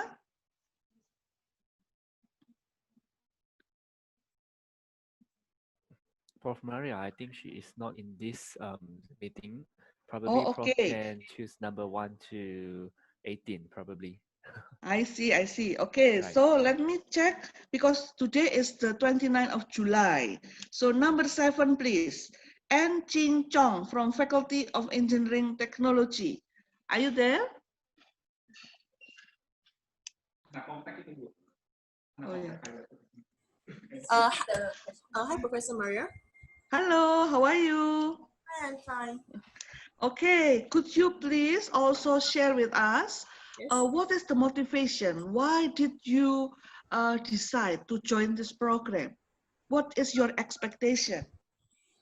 I decided to join it because I would like to learn something in this during the MCO period, and I would like to interact with the participant from ITS to learn more information and then understand the current trend of this online learning. Okay, very good, very good. So while your colleague, your peers, for example, stay home and then watching movie, watching TV, Netflix all the day, gitu ya. But some of you decided to join this program to enhance your critical thinking, to connect with people from other country, to understand and learn what's going on around the world and exchange idea, which is very good. I appreciate that very much. Let me also grab two other students from audience. Audience from ITS, number 7, Sika Ranu Toban. Are you there, Sika? Yes. Sika Ranu Toban?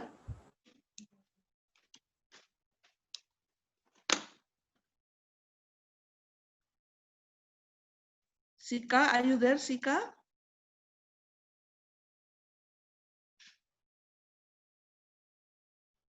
Okay, let me move to the next one. We invite Teguh Rahmatra Arvisa. Tengku Rahmatra Arvisa, are you there?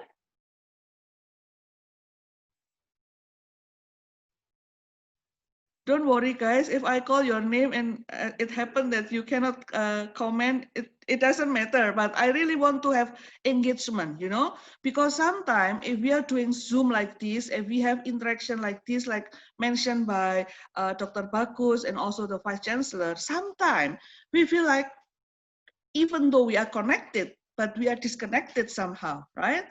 Because maybe during the program like this, you are still doing other things. But now, let's connect, okay? Let's connect, because that's the point. Why we are here, one point that mentioned by Rizka and also by Chi Chong is to have connection. So I will invite Haris Ahmad Ahamdi. Haris, are you audience? Because you are not using the background. Are you audience I'm sorry, or Mr. participant? I'm a participant, but it's okay Participant. to answer the question. Okay, Haris. Okay, so again, the same question goes to you. Why you decided to join this? Well, maybe your colleague, your friend going to mall, maybe, I don't know, but why did you decide to join this program, Haris? Okay, thank you, Miss Maria. But anyway, in my hometown, it's not mall here. Where are you now? Where is your location? I'm in Tuban. Oh, Tuban, but you have good connection, yeah? Good internet Yeah, connection. thank you. Okay. Okay. My motivation to join this program because, of course, I want to kill my boredom during this pandemic. Collaborate with foreigners to change our ideas, to find the good ideas for this program. Appreciate that, That's Mas. it. Appreciate that, Mas Haris. I know it is not easy for you if you are living not in the urban area. The connection problem sometimes really, really troublesome. But when you decided to join this program and you try to make it done, make it happen, it is actually very, very good things. Yeah, you never know how this program can change, sharpen the idea you have, and help you to to develop yourself better. Thank you, Yeah, Mas of Haris, course.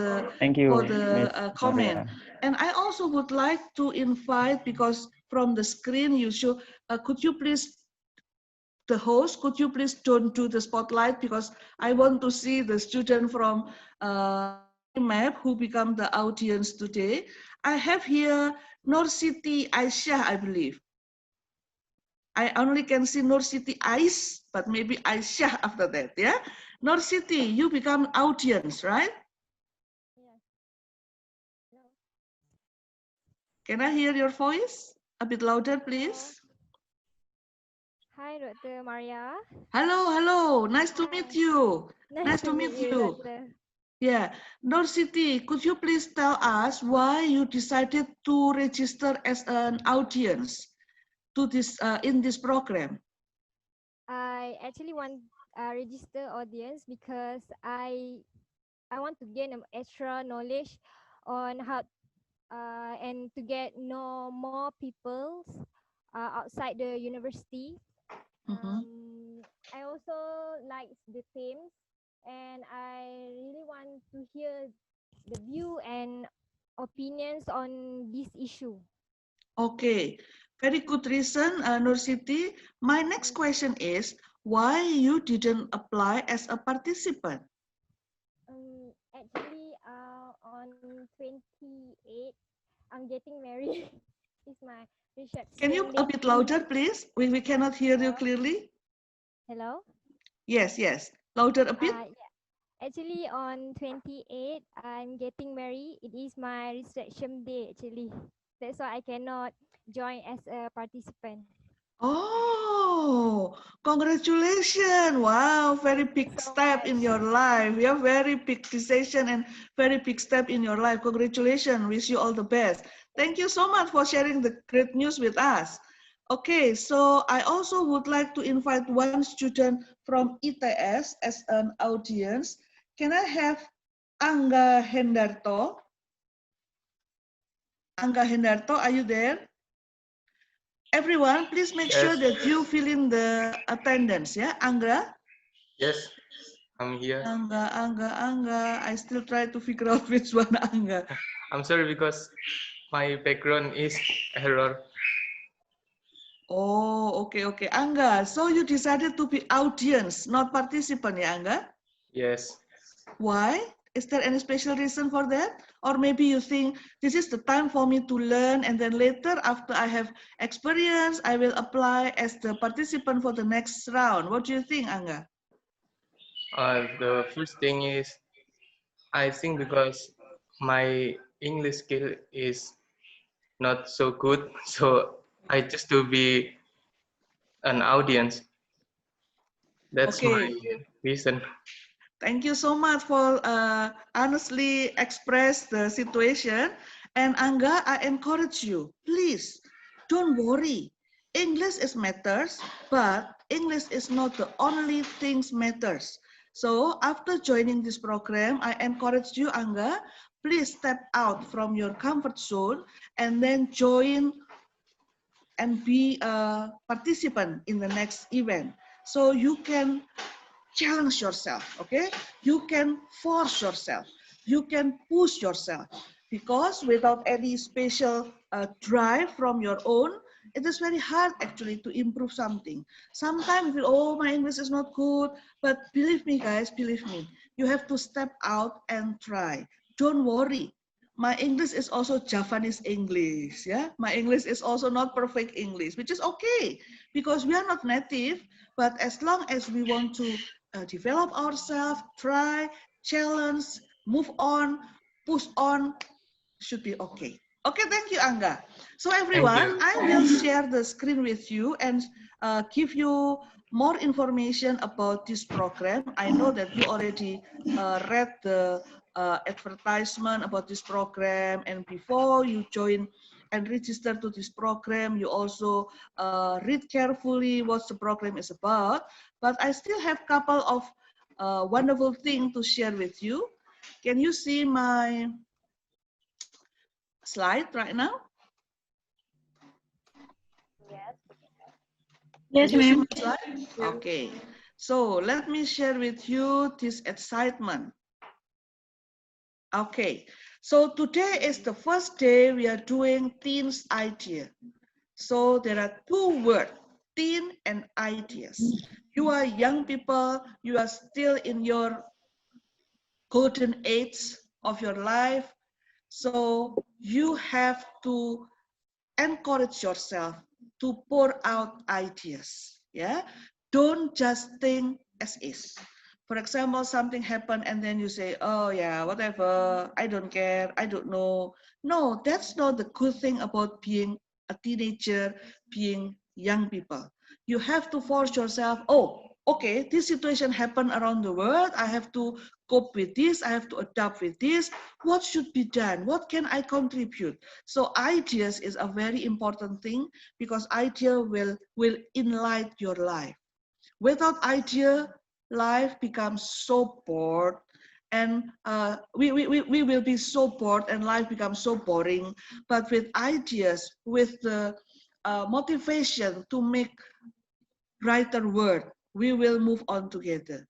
This program, yeah, it is about idea, consists of 2 rounds. So we have first round and second round. Today we start our first round. First round consists of 3 meetings. Okay, so the program has 2 rounds. Each round has 3 meetings. The first meeting is lecture on latest technology can be implemented to improve the current affected COVID-19 situation. And the lecture will be delivered by UniMAP and also ITS. The next meeting, which is the second and the third, will be your turn to present your idea. The general topic of this you already know, new normal in Varsity Campus, implementing novel technology in the post-COVID-19 pandemic. So everyone, we put novel technology there. So later when you prepare for your presentation, don't go just surface discussion. You have to go deeper to find something that you learn in your field to overcome the situation. So the next meeting, not next week, but next 2 weeks, it will be held on the 12th of August, the same time like today, 9 to 12 from Indonesian time and 10 to 1 for Malaysian time. And you will be asked to present. 3 groups already allocated, I believe. Later, Dr. Arthur and Mr. Wahyu will introduce the group to all of us. So next week, we are going to, not next week, next 2 weeks, we are going to discuss about expectation versus reality. What we learned from our speaker today, we know that online learning is solution. But do you think that your expectation fulfilled in the current online learning practices? You can be as sharp as possible. Don't worry. For example, you can comment on, for example, my lecturers have not adequate, not enough technological background.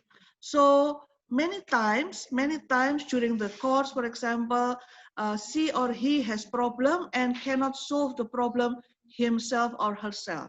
It is very troublesome because we have to use like 20 or 30 minutes only for setting, for example. And then you have to come up with solution. What should be done? If you have lecturer from very senior, have no knowledge on the technology, how the online learning can be done. You also can go to particular application, for example. You can compare between Zoom, Teams, WebEx, MeetMe, or other platform. What is the best platform, for example, even though we are not promoting particular platform, but what I mean, you can go into something technical.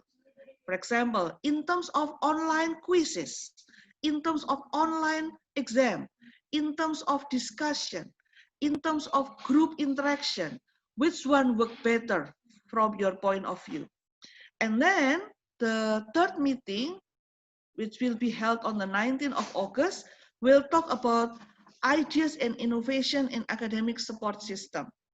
So we know that usually during normal time, you can meet your lecturer, you can have appointment with your lecturer, you can have discussion, you can have a lab interaction in the lab, but currently there is none. So maybe you start thinking about outside classroom. Not only classroom, scheduled classroom from 10 to 12 every Tuesday, for example, but how the university can also provide academic support system. You can chat with your friend, you can connect with your friend. So please think about ideas and innovation on that. How you keep track on your communication and so on. Okay, this is first round, and then the following. This is the tentative rundown for meeting 2 and meeting 3. You can see that for the 12th of August, we will have presentation group 1, 2, and 3. And then we will have question and answer from reviewers. There will be 3 reviewers from ITS and 3 reviewers from UniMAP. So there will be 6 reviewers, all are lecturers. Yeah, don't worry everyone, don't get it's hard. No, no, no, no, it is not hard at all. The purpose of having reviewer here is for you to learn how to shape idea, how to be focused, more focused on something, for example. And then there will be a session for question and answer for all audiences. So all audiences next meeting, which is 12th of August and 19th of August, all of you will be given opportunity to ask question. Okay, you can ask question, you can critique, you can show disagreement. So not always question, but also critique and then disagreement and so on. And at the end of the session, we will have reflection of participant and also reflection from audience. Why we need to do this? Because the purpose of having 10 ideas is not to win Nobel Prize. Yeah, we don't want to win Nobel Prize. It is not our aims. If it is done, thanks God. Yeah, if one of your idea later on awarded Nobel Prize, it is a bonus. But the purpose of having this program is for you to learn. So something like this will be asked next week. For example, I will ask Irma Novianti, for example, what did you think before that finally rectify or modify or improve by the session? So I will ask question like this. So reflection question as a participant and also as an audience. So I will ask as an audience, for example, Fawasaini, for example, I will ask, what did you learn from today's interaction? As an audience, which one you think the most critical ideas, for example, yeah? So everyone, that's the format of meeting 2 and meeting 3, and we will continue on our program to the second round. The second round will be conducted on the 26th of August, and we have slightly different theme. You can see the theme underneath here: welcoming new normal, educating and preparing all university stakeholders. When we talk about our topic today, mostly lecturer and student, because we are talking about online teaching and learning. Now we have to think about canteen staff, for example, cleaner staff, for example, librarian, dormitory. Yeah, we also have to think about boarding house nearby. If you are living at Keputih, for example, Keputih is one area next to ITS. If you stay in Gebang, if you stay in Kejawan, for example, that's area around campus. How people in the beyond Varsity Campus adapt new normal, right? And then we are talking about going to grocery store. We are talking about going to warung, going to restaurant, small depot or restaurant nearby. So we are going to talk about welcoming new normal, educating and preparing all university stakeholders beyond lecturer and student. And then meeting 5 and meeting 6 will follow. It will be done on the September 9 and September 16. And we will conclude our session on September 16. Sounds good, everyone? Sounds interesting? Yes, I'm so excited, Yes, ma'am. yes. Yeah, I'm also very excited. Maybe if I'm at your age, oh, I will be wow like that, yeah, because it is a very good opportunity for all of us to share our idea, and later on we can implement the idea in the real life. Now, that's the rundown for meeting 4 and meeting 5. We don't have opening anymore, but we will have this one. I have to attract your attention to this one. Cultural exchange promotion of university and region, and student experience sharing. So we will have cultural exchange, even though Malaysia and Indonesia are very similar, but we still have something to share. And also we will invite student experience sharing. Yeah, we will have quizzes as well. Okay, so I will go to the next one. Now, what happened next for the student presentation? For the student presentation, every group will be given 5 minutes for introduction, considering that every group will have six members, 3 participants from ITS and 3 participants from UniMAP. So every group will have 6 members. Yeah, half from UniMAP, half from ITS. So you will be given 5-minute introduction and then 20-minute presentation, and then you will be given question from the reviewer and also audience. Okay, let me go to the next slide, which is maybe the most interesting slide among others. What are the benefits? What are the benefits doing this program? You already mentioned network is one benefit. Sharpen critical thinking is another benefit. Opportunity to exchange idea is another benefit. New friend is another benefit. But we still add more benefit in here. You can see number 1 is already discussed, share thought and ideas. Number 2, you will be given e-certificate for participant and audience. And how about number 3, number 4? Anyone want to have comment on that?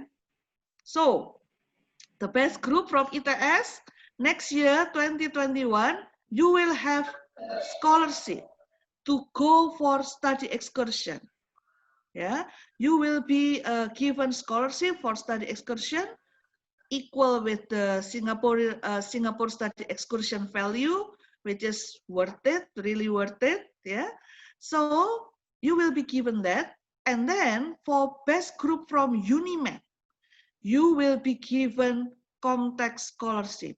Comtech scholarship is 2 weeks program, fully funded by ITS. So you will be invited to go to Surabaya, stay 2 weeks here, and then mingle with your friend from all over the world and join our Comtech, very well-known program from ITS that has been run for more than 15 times. How about the audiences? We provide merchandise for the best 5 audiences. Maybe you start asking, Ibu, I'm living far away from Surabaya. I am in the Perlis, in Kuala Lumpur maybe, in Johor maybe. How can you give us the merchandise? Don't worry, we already prepare special merchandise and we will send it to you by post. Wow, package from Indonesia, yeah? Special merchandise from Indonesia. How is it? Is it good, guys? Yes, sounds interesting. Of course.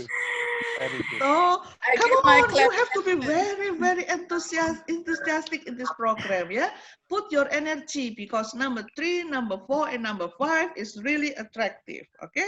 And then you can meet your ITS student. If, for example, for the Comtech scholarship for UniMAP student, when next year you come to Indonesia, you can meet your colleague from ITS, and then from ITS student, next year you can go for study excursion, which is wonderful. Yeah. So, and many people working behind the stage. I have to acknowledge and credit Dr. Arthur for a very hard work, and then Mr. Wahyu Islami, Ibu Juliana, and Ibu Desi. Yeah, thank you so much for make this event happen, and really looking forward to have a very wonderful experiences with all of you. Okay, everyone, last but not least, let me stop share up to here. I would like to invite all of you to spend a couple minutes to fill in a questionnaire, online questionnaire.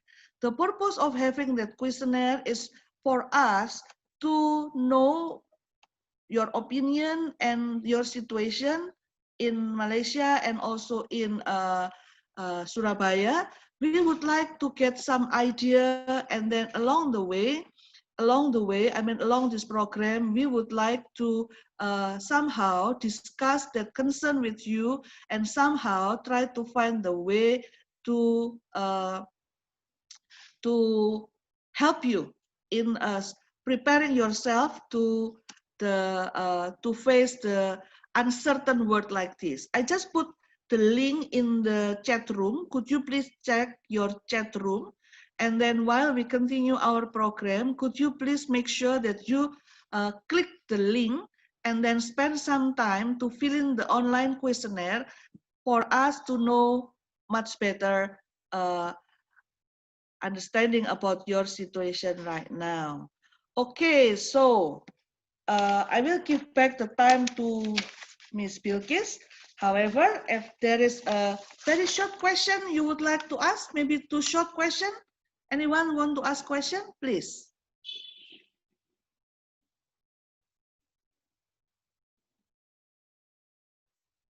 Anyone want to ask question about the program arrangement?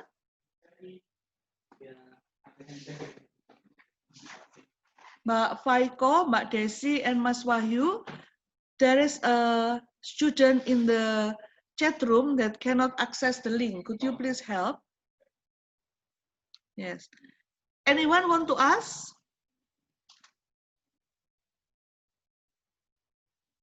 No question? No one raising hand and say, Ibu, give the contact scholarship to me, or give the study excursion scholarship to me. Nobody asked? Or maybe, why only the best group? You should give all of us opportunity to visit Surabaya. No question, everyone? How about me, Ibu Maria? Can I get the scholarship? Sure. Dr. Arthur is special guest. So please, Dr. Arthur, next year we would like to invite you to come. I'm speaking honestly because we would like you to know the facility in our campus, the program that we have, and certainly after Dr. Arthur know us better, you can promote wider. So surely we invite you to come. All right, thank you so much. We will put you in at the top of our list, Dr. Arthur. Okay. Okay, if there is no question, I will give the time back to the Master of Ceremony, Ibu Bilkis, and looking forward to meet you in the next meeting. Have a good day, everyone. All the best. Thank you so much, Associate Professor Dr. Mariani Teasari, for an amazing presentations. Next agenda, we will invite Dr. Arthur, Deputy Director for International Relations Divisions UniMAP, and also Mr. Wahyu Islami, Junior Supervisor at ITS Global Engagements, to present the grouping and sector case allocations. To Dr. Arthur and Mr. Wahyu, time is yours. All right, thank you so much, Ibu MC. Hello, everyone. I'm Arthur from UniMAP. Yes, Bapak, Pak Wahyu is here on the screen. Hi, Pak Wahyu, how are you? Okay, well, sorry. All right, it's okay, no problem, I'm using my phone right now. So I need to go to his laptop. All right, sure. Is it raining over there, Surabaya? No, it's not raining here. Because it's raining here in Perlis and it's getting really cold. So you can see me holding my coffee cup here. So yeah, anyway, thank you so much, everyone from ITS as well as UniMAP. As Prof. Maria has been saying just now, it has been an honor to actually work together with ITS. In fact, ITS has been really active in its global engagement efforts. And I guess UniMAP has a lot to learn from ITS, yes? Yeah, so anyway, so we are so, in fact, I'm so happy that ITS has been really generous with us, especially with the scholarship awards, the contact scholarship awards that will be given to the top student, the top group, yes, Pak Wahyu? Yes, and I help Miss Anchi Chong If they get it again, Wisnusi will come back to Surabaya. Yeah. So yeah, I was like telling my the WhatsApp group for the participant from UniMAP. I say you better start promoting yourself, because for one participation, the fees for the contact, one person will cost USD 1,600. Yes, and that Yes. is That's right. really, yes, that is really kind of ITS. So I thank, on behalf of UniMAP, I thank you so much for giving this invaluable opportunity to all of our students. And I think, in fact, this is our objective of working together, right? Our objective is this. I mean, despite the COVID-19 situation now, we are still trying to engage in many other ways in terms of digital, online, and what's not. And I'm so happy that ITS and UniMAP can work together, collaborate in such a way that we can let our students join together, work together, form a team, and come up with a presentation. In fact, I think, I'm not sure about ITS, but in UniMAP, this is the first of its kind in the whole university. And I'm sure that I'm so proud of my students. I'm sure that they will be able to perform really well. I'm really looking forward for the ITS student as well, and to see how they actually mingles around with the students. But yeah, as the saying goes, this the theme of this program is actually teen talks. So, sorry, the teen ideas. So yeah, let the teens express their idea and their thinking, right? And I particularly agree with you, Prof. Maria, about say whatever you want, right? You can commend your lecturer, you can condemn your lecturer. I don't know. I am a lecturer, but yeah, go ahead, because we are all learning. And I think as a stakeholders for the students, if you are able to give your very honest and constructive opinion onto how we can improve, I think that is the best gift that any of the lecturer would accept. Yeah. So but you, so now we will be showing the group list. Yes. Yes. Orisa, could you please share the screen? Yes. Thank you.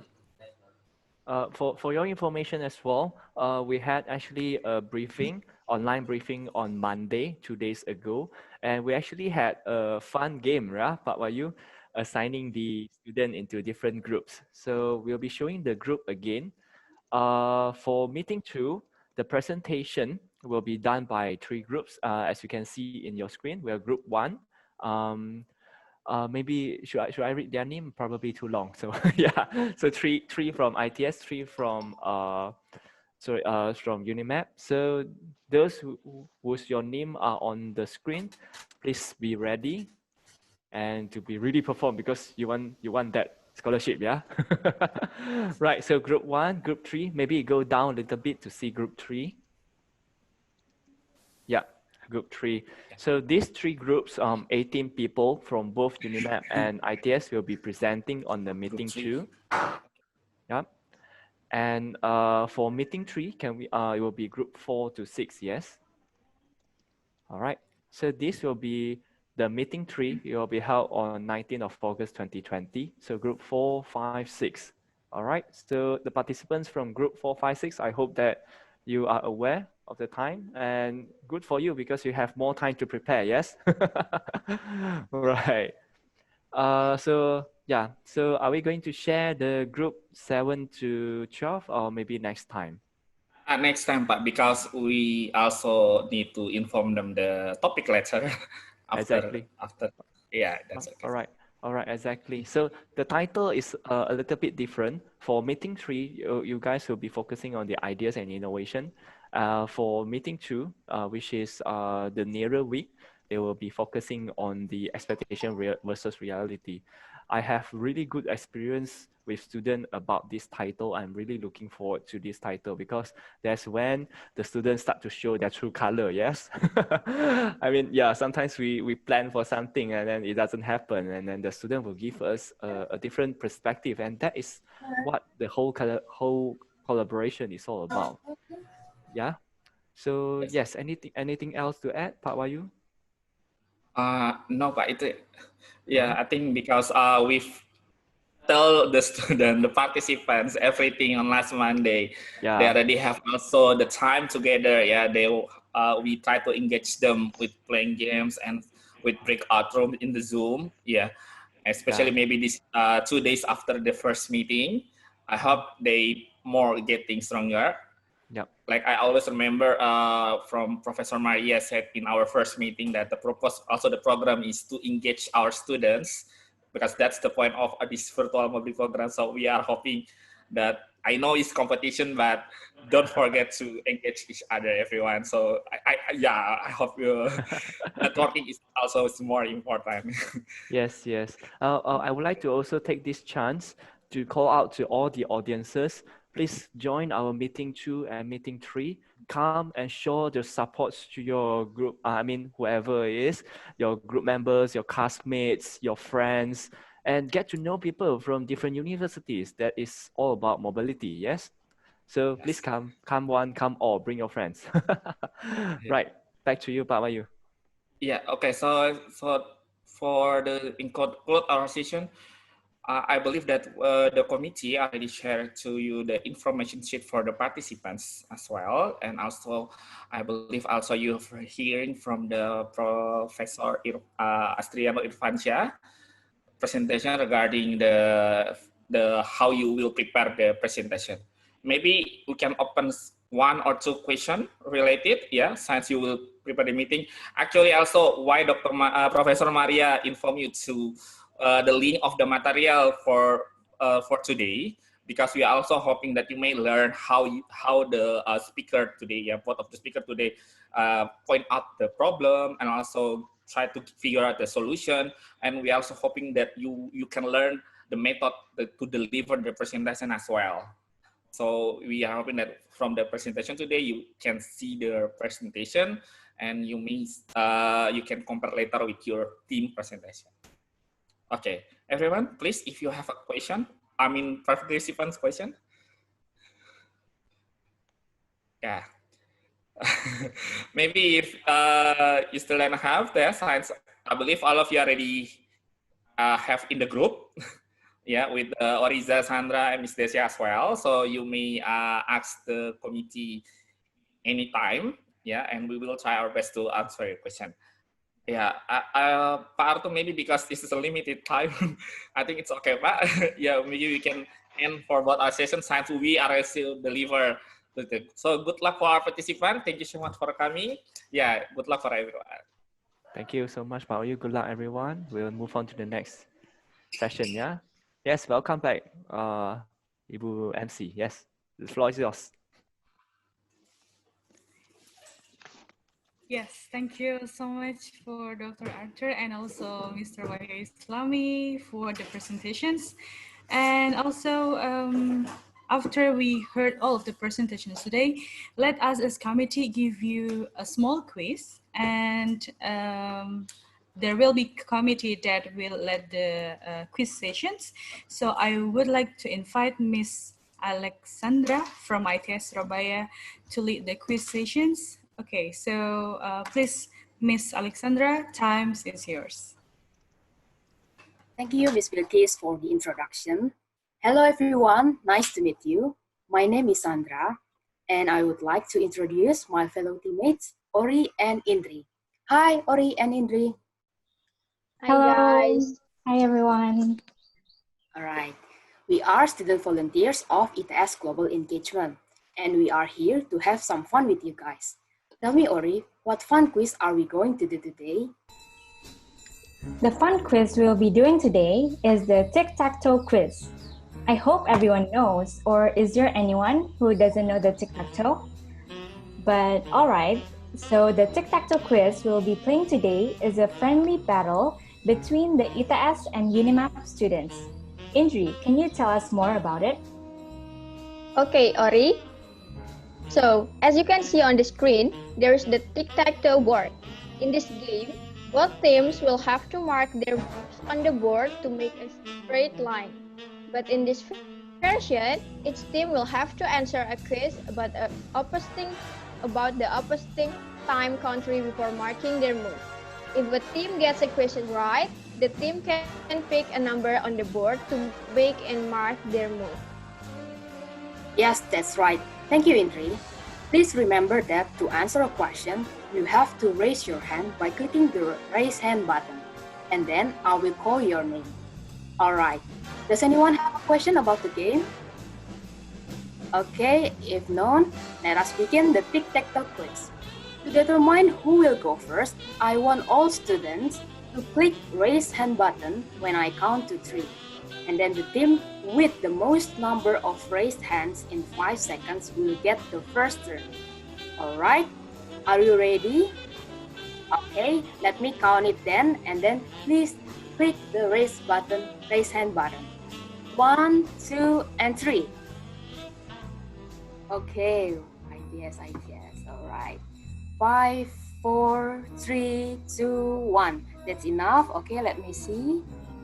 Okay, I see that ITS students raise their hands the most. So that means first turn goes to ITS.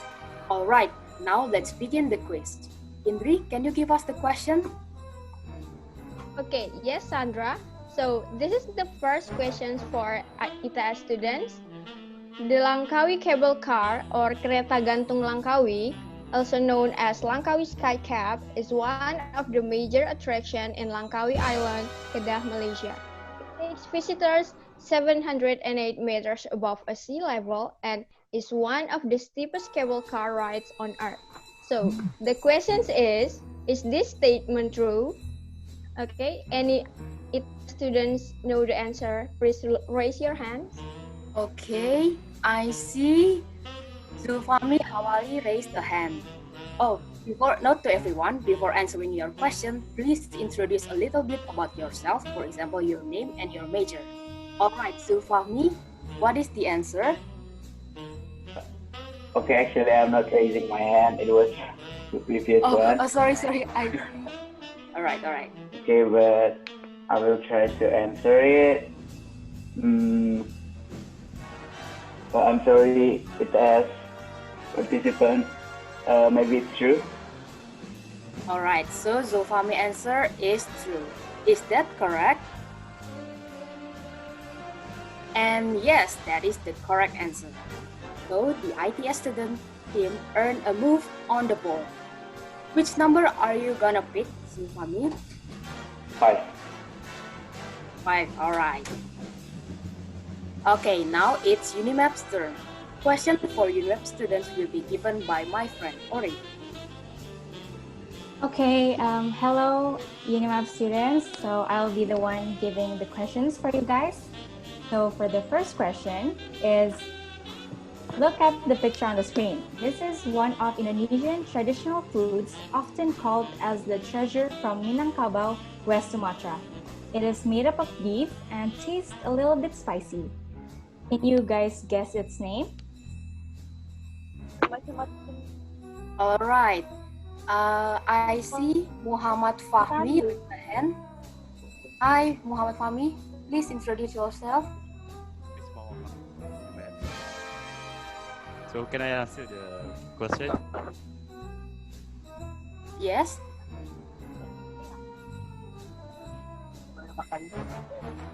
Hello, Muhammad Fahmi. Alright, can you hear me? Yes. Alright. So I answer it now or? Yeah, just answer. Okay, so the answer is C, rendang. Rendang. Okay, is that rendang the correct answer?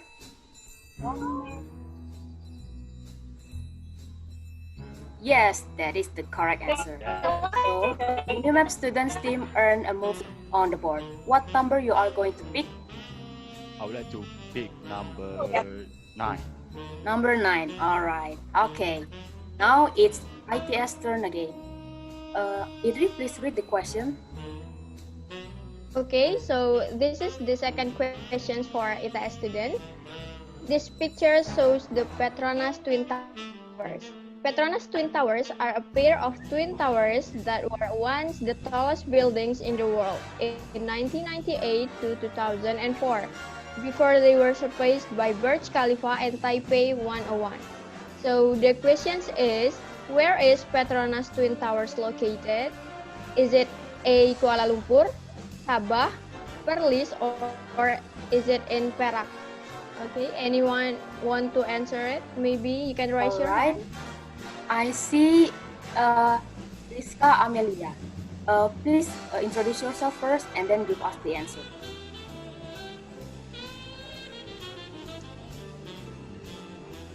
Rizka Amelia.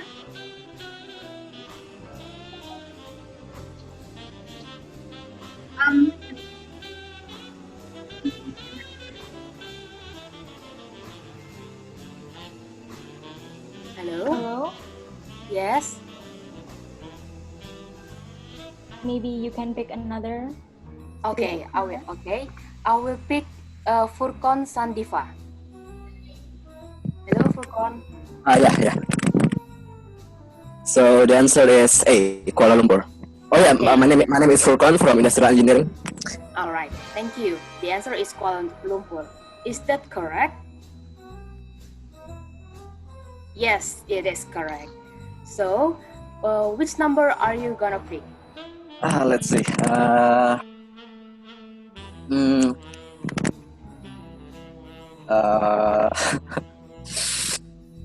Okay, sure, 3, whatever. 3. All right. Okay. Now it is the UniMAP turn. Okay, for the second question for our UniMAP students, on the picture on the screen,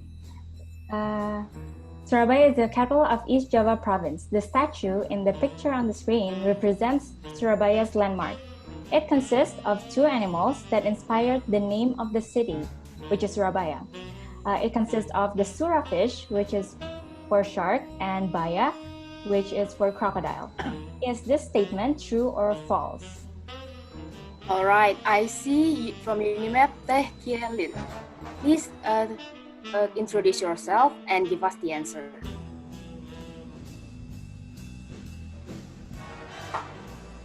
Hello? Hello.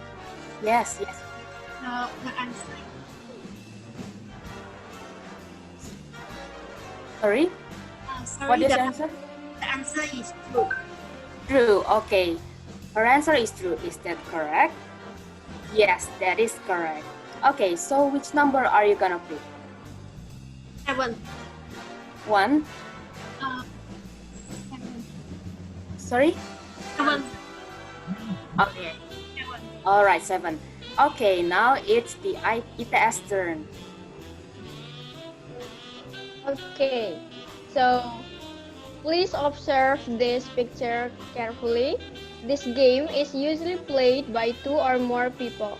The game requires a few pieces of fruit, glass marbles, rubber sieves, and pebbles or other round-shaped objects commonly used, usually as many as 5 seeds.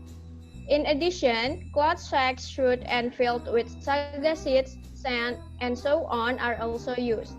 So the question is, what is the name of this Malaysian traditional game? Is this A, Wow, B, Gasing, C, Batu Seremban, or D, Congkak? All right, I see from ITS Angga Ferdiansyah. Hi Angga, please introduce yourself first and then give us the answer. Hello, my name is Angga Ferdiansyah. I'm from Mechanical Engineering. The answer is C, Batu Seremban. Okay, C, Batu Seremban. Is that correct? Yes, that is correct. Okay, which number are you gonna pick?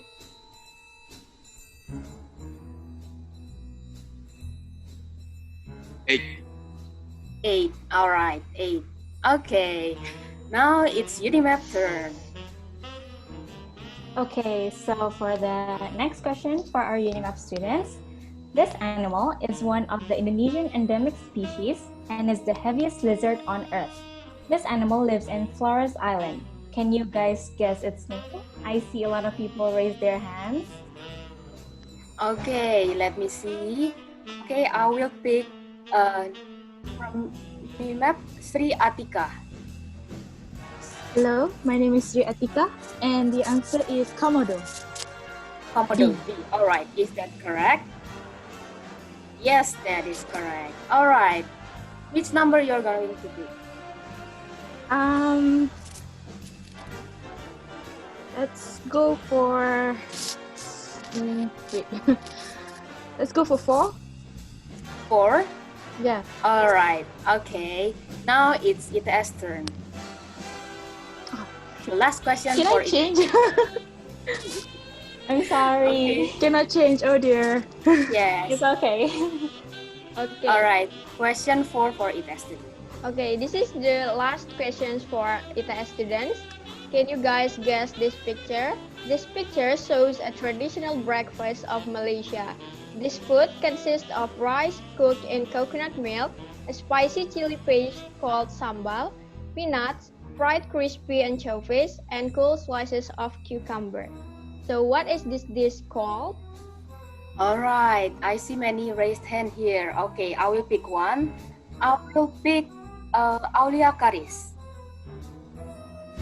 Hello, my name is Aulia. I came from statistics, and the answer is C, nasi lemak.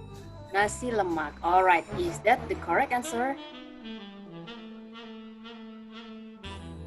Yes, that is the correct answer. Okay, which number are you going to pick? Number 2. Number 2. All right.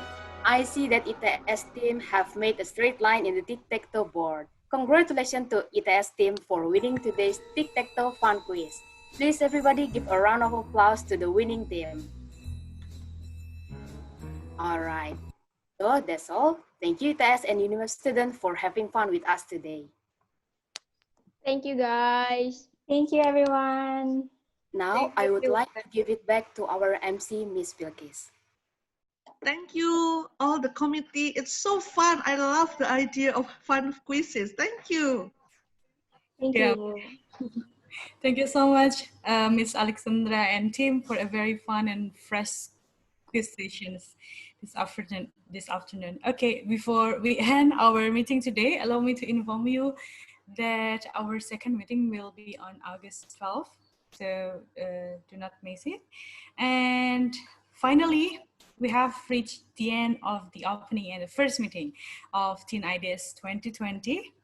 We are sincerely apologize for any mistakes we may have made in presenting as Master of Ceremony and also committee.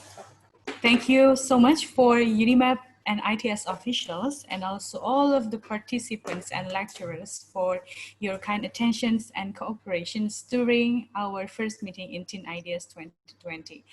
We sincerely hope the most fun and engaging experience in Teen Ideas 2020 program for all of the participants and also the lecturers. Good afternoon and wassalamualaikum warahmatullahi wabarakatuh. Okay, the link Zoom for next meeting. Thank you. Okay. Thank you, everyone. Thank you. Thank you. Thank you, everyone.